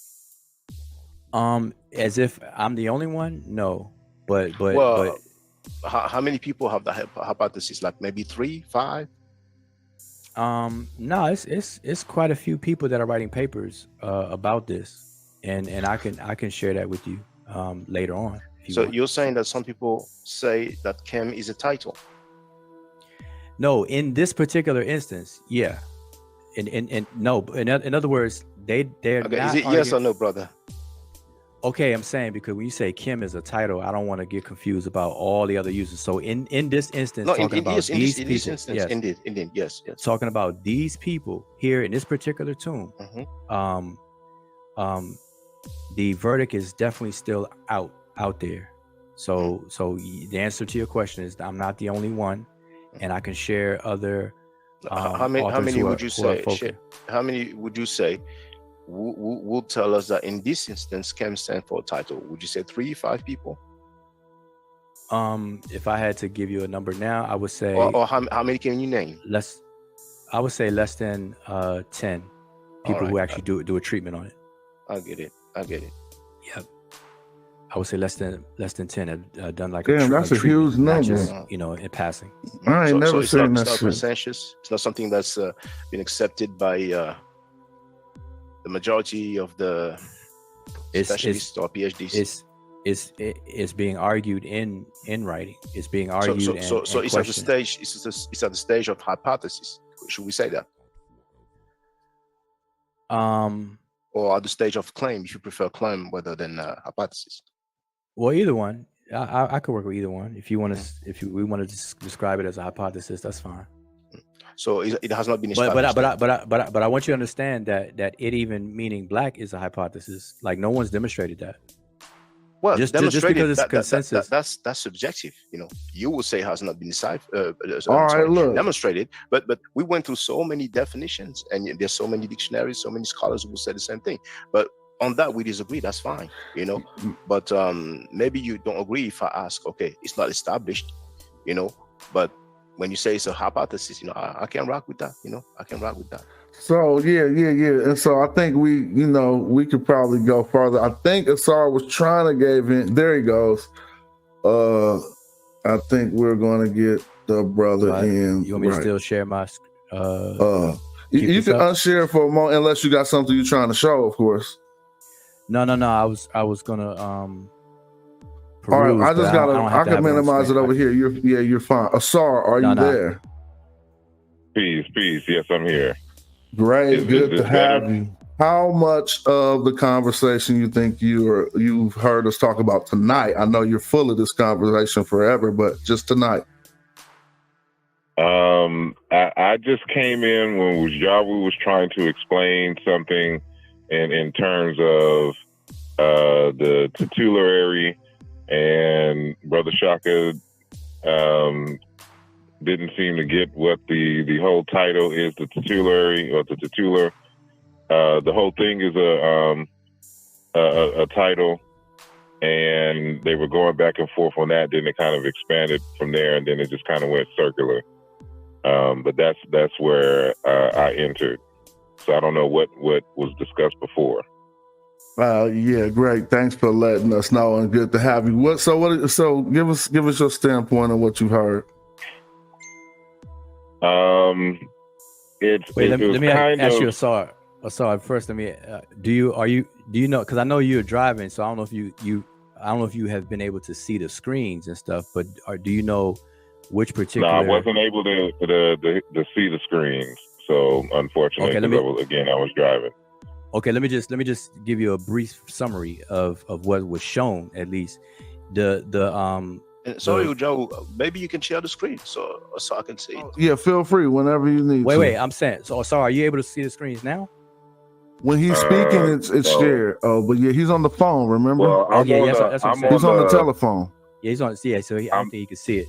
So yeah, because if I go to the YouTube to see it, it's not like on the PC where you could just press the mute button and continue watching. Like I have to turn the entire volume of the phone down, which means then I can't hear y'all. So I can't do both at the same time. Okay, so no, because I know that you're already familiar with this. I'm just going to describe what was shown. It's the tomb of Mier, the rock tomb of Mier, where you have this big tomb of several individuals in the 6th dynasty under Pepi I, Pepi II, etc., where they have Kim attached to their name. So you have Neunk Pepi Kim or Pepi Neunk Kim, and Sobek Hotep, Hepi Kim, and so on and so forth. And so we had this discussion in the past. So I'm just trying to clue you in on what was being discussed. So it was sharing images, recreations from the tomb, where you can see the name, you can see the cartouche, and things like that. So I just want to bring you up to where Did we you at. show him the actual picture? Okay, 'cause again, I know you were asking this question, and they seem to keep avoiding this question. in what is the context essentially of what the Kim, if you're going with that, it means the black. What is the context? What is it describing? Is it describing his skin color? Is it describing, if it's not his skin color, then what? What is the black represent in the name, if you are of the argument that this is his name designation? Well, really, if I may answer, I mean, it's a descriptor of him. Yeah, really, if I may answer, we did not really dwell too much on the context of Kem itself broadly. Well, at least me and Jonathan, but I will speak for myself. My stance is that it stands for black, being the color, just like most Egyptologists translate Kemet as the black land. So we have the word Kem, and Kem means black. So that will be the color. Now, if I understand Wudjau correctly, and he will correct me if I'm wrong, Wudjau is of the opinion that Kem, in this particular glyphs here, on the Mer sketch, it stands for a title. So I was asking Wudjau, okay, can you show us where it stands for a title? And ultimately, he showed us with, was it Merira, I forgot. And when I was asking, okay, what is that title? What does it mean? Then Wudjau is not really sure. And yeah, that's just a brief summary. Okay, so let me just add to that real quick. Is that my stance has been consistently saying that the Kim for these individuals is not talking about their appearance. Indeed, it's not a descriptor of their appearance. It is part of their. It can mean Kim black, but it would not go to describe his physical appearance. Which is clear because we have actual images of him and he's not black. Yeah, but no, that's been addressed. And because again, we've dealt with this before. Yeah, but it would. Sorry, not to cut you off. Earlier, when we discussed that part that you just brought up, it's been mentioned that in the source work they discussed that and mentioned that actually to widen the spectrum of what's considered black, not to limit it. So they're saying people of this who use this red paint, and we could pull it up in the book, were still describing themselves as black. So I just wanted to add that. But then Desher would have to be black. You would have to define Desher and Desherette as black. Oh, I hear what you're saying. That is the actual. I didn't. What I'm saying? I messed up. I didn't mean red paint. I meant the actual dark brown that they use. That's the color that he is depicted in. It is in the brownish reddish paint. It is not. It's not Kim black. So if you're trying, and I'm saying not you personally, but I'm just saying if we are going to expand the color spectrum of Kim to include that, then you would have to define Desher and Desherette as black, because that's the color that he's depicted in. That's a good. If I may interject, I don't necessarily agree with that statement, because the red ochre was used. The red ochre was abundant. We don't know if the black coloring was abundant, and we know that a lot of artifacts. But his hair on the image is depicted as black. Let him finish, Asar, because we're gonna keep it cool. Let him finish, Asar. There's many artifacts, and I've documented that for years, who originally had some dark brown coloring, but over time it has faded. So we don't know if that particular painting or depiction has faded. And regardless, the person doesn't have to be jet black. There's different shades or skin tones of black. Brother Wudjau, have you shown them the picture? Because his hair is pitch black. Yeah, I didn't show that yet. I can. I can pull all that up. The only reason why I haven't yet is because I was trying to slow it and get to that, because it seems to be passed over, because when I mentioned it earlier, it was because the book talked about it, then we kind of glossed over it. But we also have to be careful of not committing a logical fallacy of appeal by authority. We always when we have these types of situations, you have to always go with the primaries and deal with that. And just because, is because they designated Nehesi as Negroes in the dictionary too, but that doesn't mean that's what the word Nehesi means. So by appealing to authority, it doesn't help us in our case. We always got to have to be able to examine the primary. And so in this case, with when you actually see the depictions of him, you see his hair is pitch black as Kim, but not his body. Yeah. Yeah, Just but like once me, again, just once- like me, one- yeah, but basically, right? Black doesn't mean jet black. You have different shades, Exactly. different skin tone. And I think we're going to a But the different conversation shade, here. it would be defined as Desher. That's his I actual disagree color. with you're that. saying. That's what Yeah, you're you saying. making because that that's- up. You won't show no source on that. What I mean is show a person drawn with that hue describing themselves as Desher. We have one drawn with that hue. No, there's no. Listen.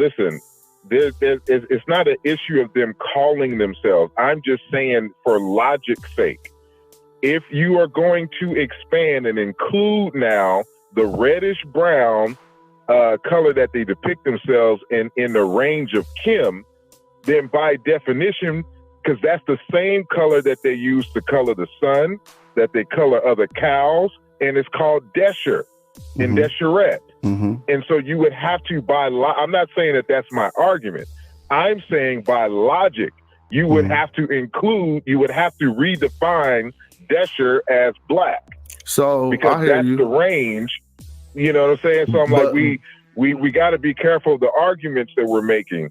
Because we would have to adjust and change other things for which we're allegedly more solid on. Well, Asar, go ahead. and peace to you. Now, I agree. You don't feel that it stands for Kim meaning black, that it doesn't stand for the color. I understand that. Now, no, I can vouch that it probably means black, but this is what Wudjau was saying. He's already agreed to that. What he's saying is that it's not describing his physical phenotype. And there are other, I released my book on this in late August, and I'm going to show a bunch of names with people who have color designations in their name other than Kim, and how they all are associated with occupations. For example, you have a woman with the name of Hedget in her name, the white, and it has to deal with millet and being a miller, someone who deals with grain. And so these color designations, it could mean Kim black, but that doesn't mean it's describing his phenotype.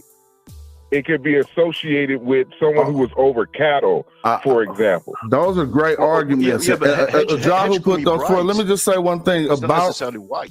About what we proposed about the Hedjet or the woman. What is her name exactly? Do you remember? I don't have my notes. Again, I don't have my computer on me because, again, I live in Philly.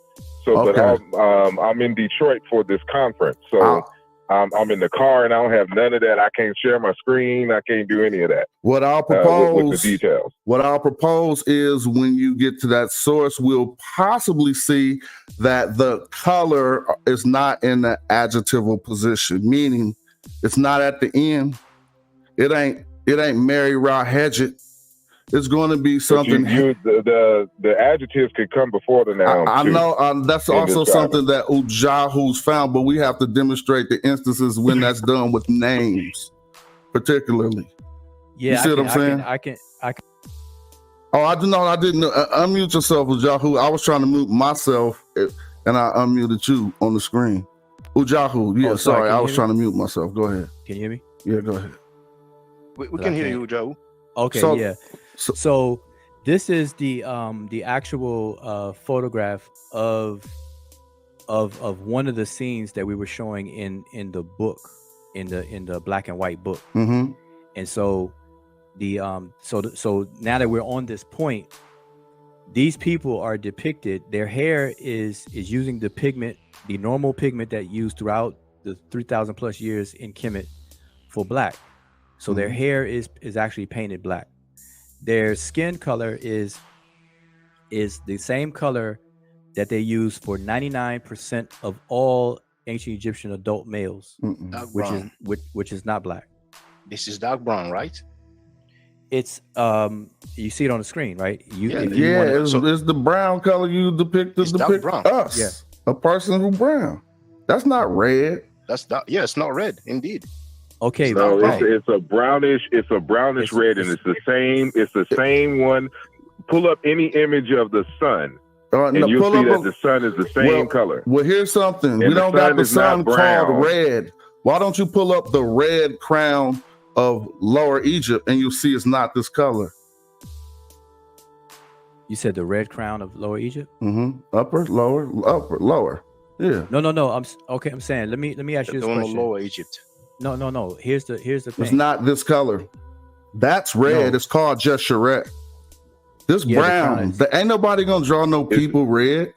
Okay, what's the word for brown? It's a reddish. You keep hearing us say reddish brown. I know because there's not a color. Because there's not a word for brown in Medu Neter. And I hear Wudjau asking me that. They don't have. Remember that color designation in different languages, it may not fall like a 1-to-1 correspondence in another language.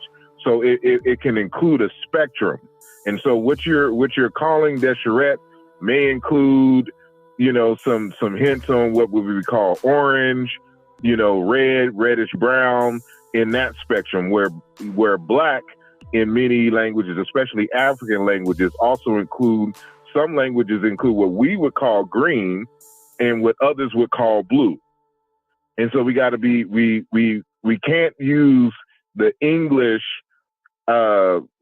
designations all the time as a 1-to-1 correspondence. We have to be careful there. Yeah, but the green and blue, that's for Arabic. We're dealing with the Medu Neter. Can we at least agree on brown?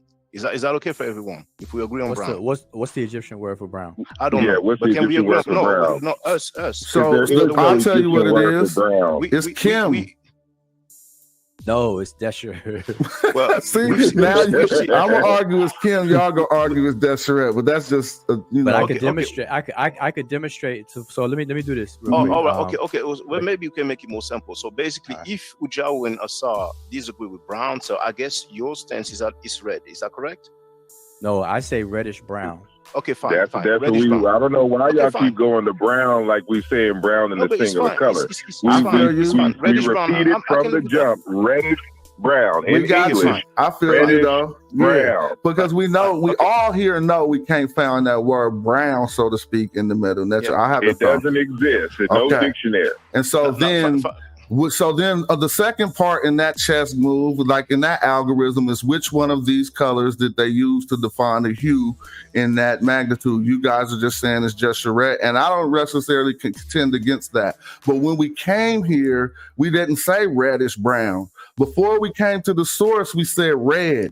That they painted themselves red, and so now we get here and we see. No, you didn't listen. We said from the get-go, our exact words were reddish brown. I'm gonna rewind it on my phone. You can rewind it, and you're going to be like, "Oh, my bad." Okay, well, you might have. We have this discussion all the time. I hear you, and bro. We consciously always say a reddish dark brown or a reddish tint or hue. It's in the color, it's in the range of red and reddish brown. We talk about this all the time. You definitely got around to saying that. I'm not taking that from you, but in my memory, as I recall, you first said they painted them red. Now, Asar Imhotep, I don't want to put words in your mouth, but if I understand you correctly, earlier you said that you don't totally rule out that the Kem might stand for black. Is that correct? I was repeating Wudjau. Okay, so now if I ask you, on the artifact that we have seen, do you rule out that it doesn't mean Kem, or like we translate in English, the black, regardless of what it might mean? Are you of the opinion that it stands for a title? Yes. All right. So unless you have some kind of historical precedent in which this would designate him as the black, and in contrast to who else, who are the other folks who are not the black?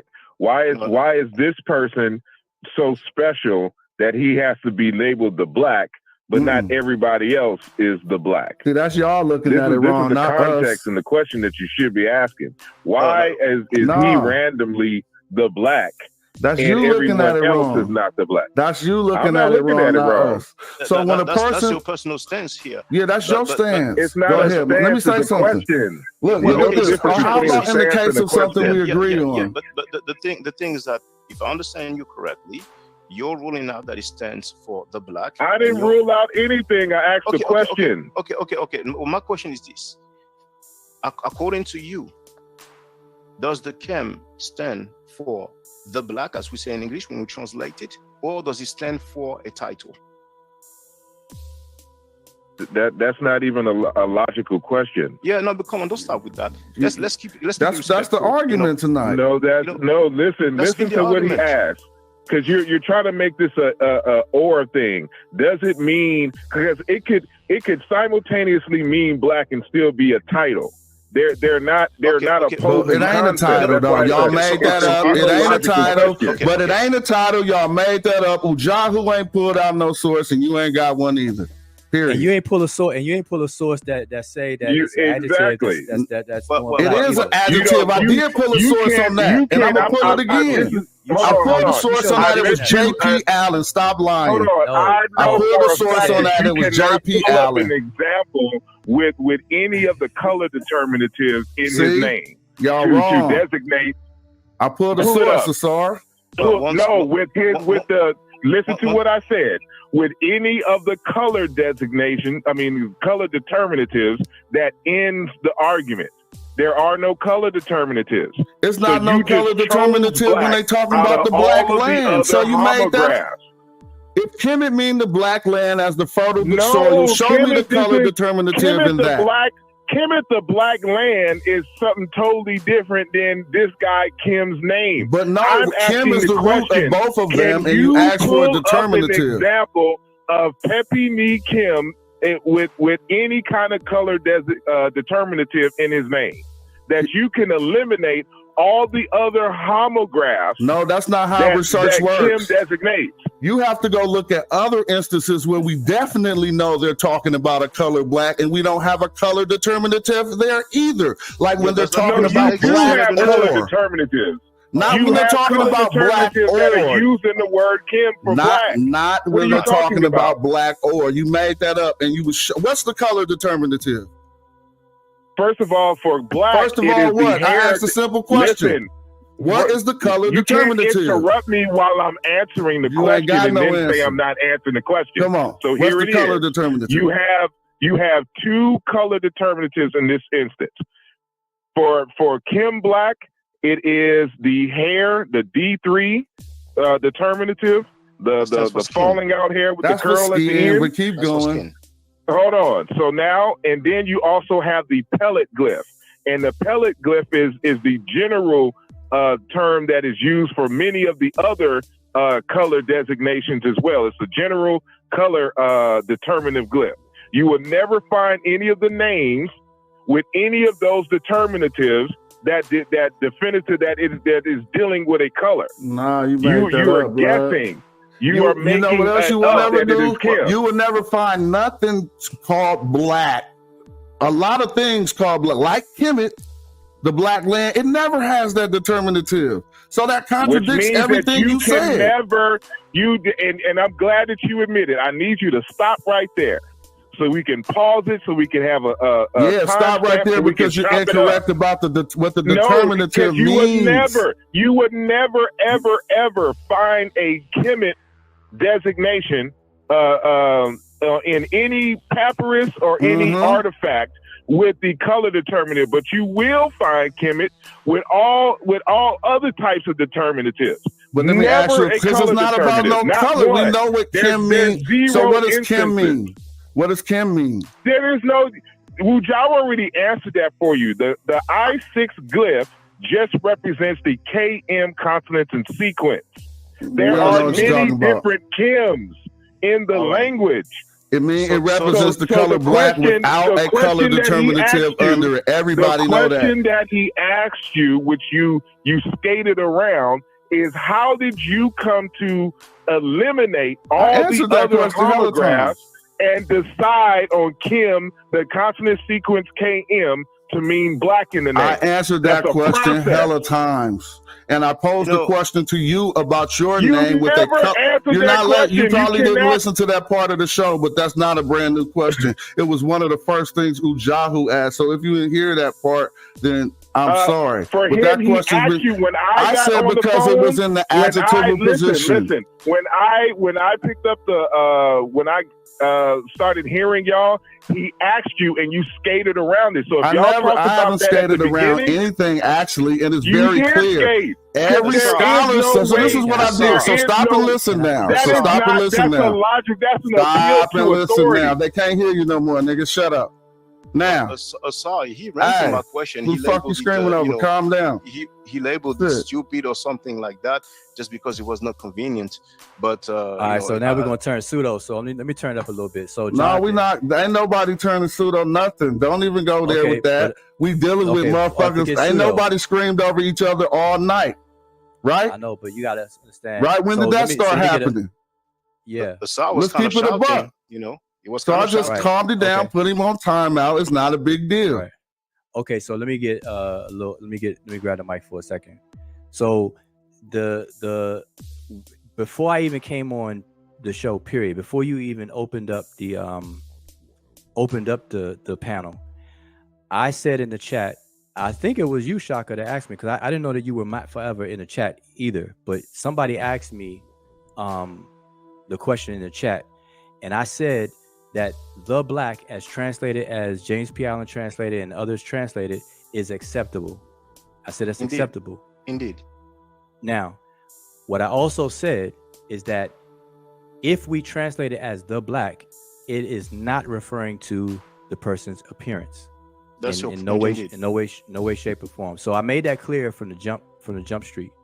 So if you want to translate it as the black, that's perfectly fine and acceptable to me. I don't have a problem with that. And I said that later when I said that I think the real issue is on the meaning and not what it's translated to. Because we could translate Kim as black all day long if you want to do that. But is it referring to the person's appearance? The answer is no. I say the answer is no. You all are appearing to say it does. So what I'm saying is that when you pull up James P. Allen, you're saying you're pulling up sources, dictionaries. If you pull up a dictionary, I'm asking, when I asked you the question earlier, is did you eliminate all the other possibilities? Mm-hmm. You responded, but I didn't really hear answers. Like, that's not good enough. And James P. Allen ain't a dictionary. You know that. That's a book of grammar. I know. You feel me? I know that James P. Allen has a grammar book, but I'm saying you pulled up his book and you pulled up the dictionary as well. So I'm saying you did both, Thesaurus Lingua Egypti. And your own source as well. Wait, which is a dictionary, right? Mm-hmm. Okay. Wait. Thesaurus Lingua Egypti is a text corpus. Yeah, but when you click on words, it's going to go straight to the dictionary. So I'm very familiar with the TLA. Mm-hmm. Okay, so but my point is that you didn't really answer my question of, you're saying it's an adjective. Mm-hmm. You're saying it's a descriptor of the person. Mm-hmm. And I asked you, how do you know that? And there's not enough information. Answer to that. All right, if I ain't told you the answer, let me tell you right now, okay? Okay, sure. Is that fair? Yep, go ahead. Great. First, primarily, it is because the scholars who've done the work, grammarians, conclude that Kim is in the adjectival position on that name. Okay, show me that. I just showed you that, J.P. Allen, but since you want to do circles to act like you up ahead, I'm going to show you again so the people can see. Hold on. Listen. You just said, hold up, show me that. Now you're going to stop me from showing you that? No, because you instead of just showing me, you're showing me while complaining. So I have James P. Allen, so I could do it myself. I don't want to disrupt you. You said show me that. Yeah, or you could just tell me. But it's there. You got J.P. Allen, it's there. For sort of sense of delay in the argument, you want me to show you it again. No. Okay, I'll tell you what, I'll do one better. I'll share the screen, right? And this is what you showed when he's talking about the aesthetics of the glyphs, how tall, narrow glyphs and stuff, where he mentions Medu the black, right? Everybody can see that on the screen? Mm-hmm. I'm sharing my screen.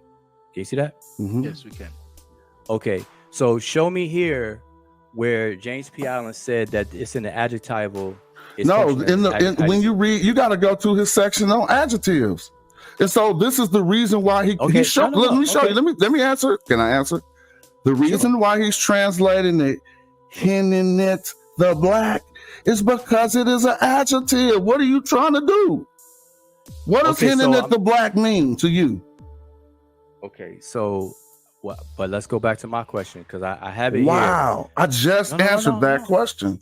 No, you didn't. So you think you did, but you didn't. I'm sorry. saying you didn't. I'm sorry, saying brothers. you didn't. So let me explain. I'm sorry, brothers. My apologies. As you know, I'm in France. It is 6:50 a.m. It's going to be 7 a.m. And I want to thank you for letting me speak on the panel. That was the first time I spoke to Wudjau. It wasn't the first time I spoke to Asar Imhotep. The funny thing is that the last time I spoke to him, that was like 11 years ago. And when I asked him the proof for Hebrews and Kemet, he told me that my question doesn't make any sense. And 11 years later, sorry, you could have been unmuted yourself. I asked you to unmute, but I hope you ain't mad at me. And when I just asked him a question, if he stands for the black or if he stands for unmute title, yourself. He labeled the question as silly or stupid or something like that, and that's fine. I see that he hasn't changed, but I want to thank you all. Stay safe, stay healthy. Thank you very much for having me, and maybe we can dialogue. Well, thanks for coming in. I appreciate it. This was one of the best conversations I had on my show, and I'm glad you were able to contribute, especially you two, Wudjau. This has been a long ass stream. Can you want to do it? You going live or not, Wudjau? Because I'll be here to follow up. I'm definitely gonna watch what you got to say, but I don't want to keep on my channel. Yeah. Okay, that's fine. I mean, if you're gonna end it, I'm going to recommend anybody watching this channel in this chat. Everybody go to the Seshu channel, the SESHEW. Look, y'all, we do this, and this is how we do this, but it ain't no hard feelings. So sorry, I hope you ain't came back off mute, so I hope you ain't in your feelings. If you are, I apologize. Just so you can get on your stuff and get in here and do what you got to do. Because everything y'all was talking about, there you go. I think my apology worked. Thank you. Y'all should know by now that I ain't afraid of none of y'all. And I've already written a book on this. All this, it's good conversation on the phone, but when you have to write out and go through all the primaries, I have lots of names. And this is just an old topic. And with Brother Shaka, it's amazing that he looks at it this way, because 11 years he was making illogical questions, and 11 years later he's still making illogical questions. Brother, you're too condescending. That's your problem. You said they were Hebrews. I'm not condescending. You're the one who brought up. Brother. Didn't you brother, say let's keep it real. I'm sorry. I do. I'm a computer scientist. I deal with logic all the time. Okay. And I can point out when you don't make logical sense. One at a time, though, so that it can work. It'll be a wonderful discourse. One at a time. Let us all finish, my. Let us all finish, my. He comes up with these. He tries to make stuff that is not opposing to be opposing, and he thinks that he's making sense and that he's making a strong argument. And then when you point out that it is illogical, he starts crying and gets in his feelings. You haven't changed one iota. Thank you. And I'm fine with that. Because I know you're long-winded. Let Maya go. Go ahead, Maya. Didn't you say that there were Hebrews in Kemet? Yes, there were Hebrews in Kemet. Hold on. And when I asked you if they were black, what did you reply? Why would I ask if they were black? I don't know if they were black or not. Yes, the video is there. You said they were black. And not long ago, a few months ago, you came to your senses and you showed depictions of Hapiru, because you said that the Hebrews were Hapiru, that linguistic acrobatics, that linguistic gymnastics. So the Canaanites, the Hyksos, the Amu, the Asiatics, you showed them and you said, this is what you call white folks. I have you on record, So, and yeah, you also but said, you don't have. Let him finish. No, you're not going to twist my words. Okay, no, you're not going to twist my words. Go back. Look, you can hear stuff, but I can't make you comprehend. I've already said that these people are a hybrid people, that you had Africans who settled in that area. Listen, I know you can. I have given this lecture, I don't know how many times over how many years. I know what I said.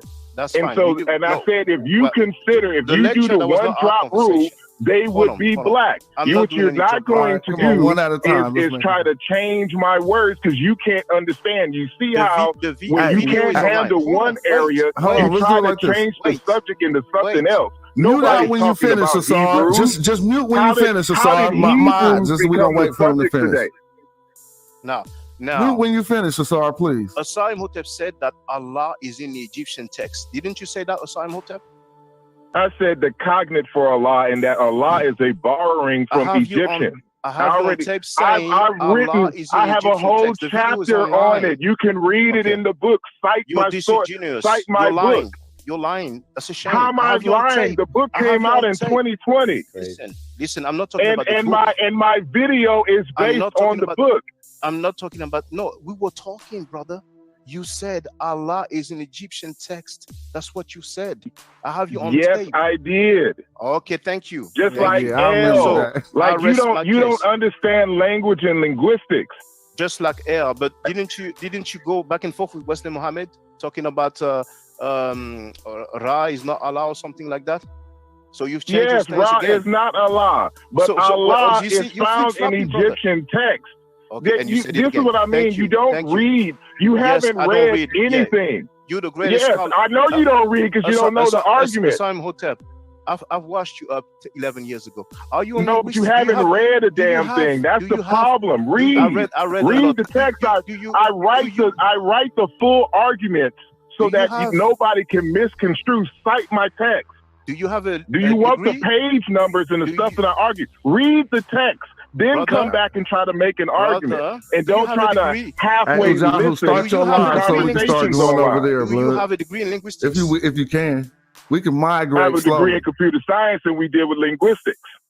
Do you have a degree in linguistics? What did I just say? So you don't have a degree in linguistics. You don't have a degree in linguistics. So for years, Christopher Aaron don't have a degree in linguistics too. Christopher Aaron don't have one. Joseph Greenberg. Other people. I'm not talking Joseph about Greenberg. Theophilo Binga doesn't have a degree in linguistics. Asar is a grown man. He can defend himself. So for years, and Theophilo Binga doesn't have a degree in linguistics. You'll be fraudulently claiming. Hold on. Do you accept Obinga? You gotta let him finish, though, Asar. I ain't trying to be muting you. Just do you accept Obinga's linguistic argument? Asar was drinking tonight, blood. You normally be having your decor, blood. Why you gonna let him say what he gotta say? Listen. Do you accept Theophilo Binga's linguistic argument? Asar been drinking. Shout out to my brother. Listen. Did you? I can't. All of y'all are talking. I didn't hear his answer. Do you accept Theophilo Binga's linguistic argument? Blood, you got. I'm sorry you can't hear him because you keep talking. He trying to talk and you talking right over him, blood. No, I'm asking him the question. Y'all were talking, and he did. I was trying to bring some type of order because you extra hype tonight. What's up tonight? We caught you on a bad night. Like you normally be hard. This is a song. And now you just extra hot. Let him say a word at least, brother. I don't want to mute you. Like just let him speak. You ain't letting him speak. I just asked a simple question. Do you accept Theophilo Binga's linguistic argument? You are not a linguist. You've been lying. You're a fraud. Thank you. Goodbye. I asked you a question. Do you accept? Now, for the record, for those who don't know, I'm giving Medu Neter classes, and here, that's the flyer. Okay, so those who are interested, feel free to holler at me.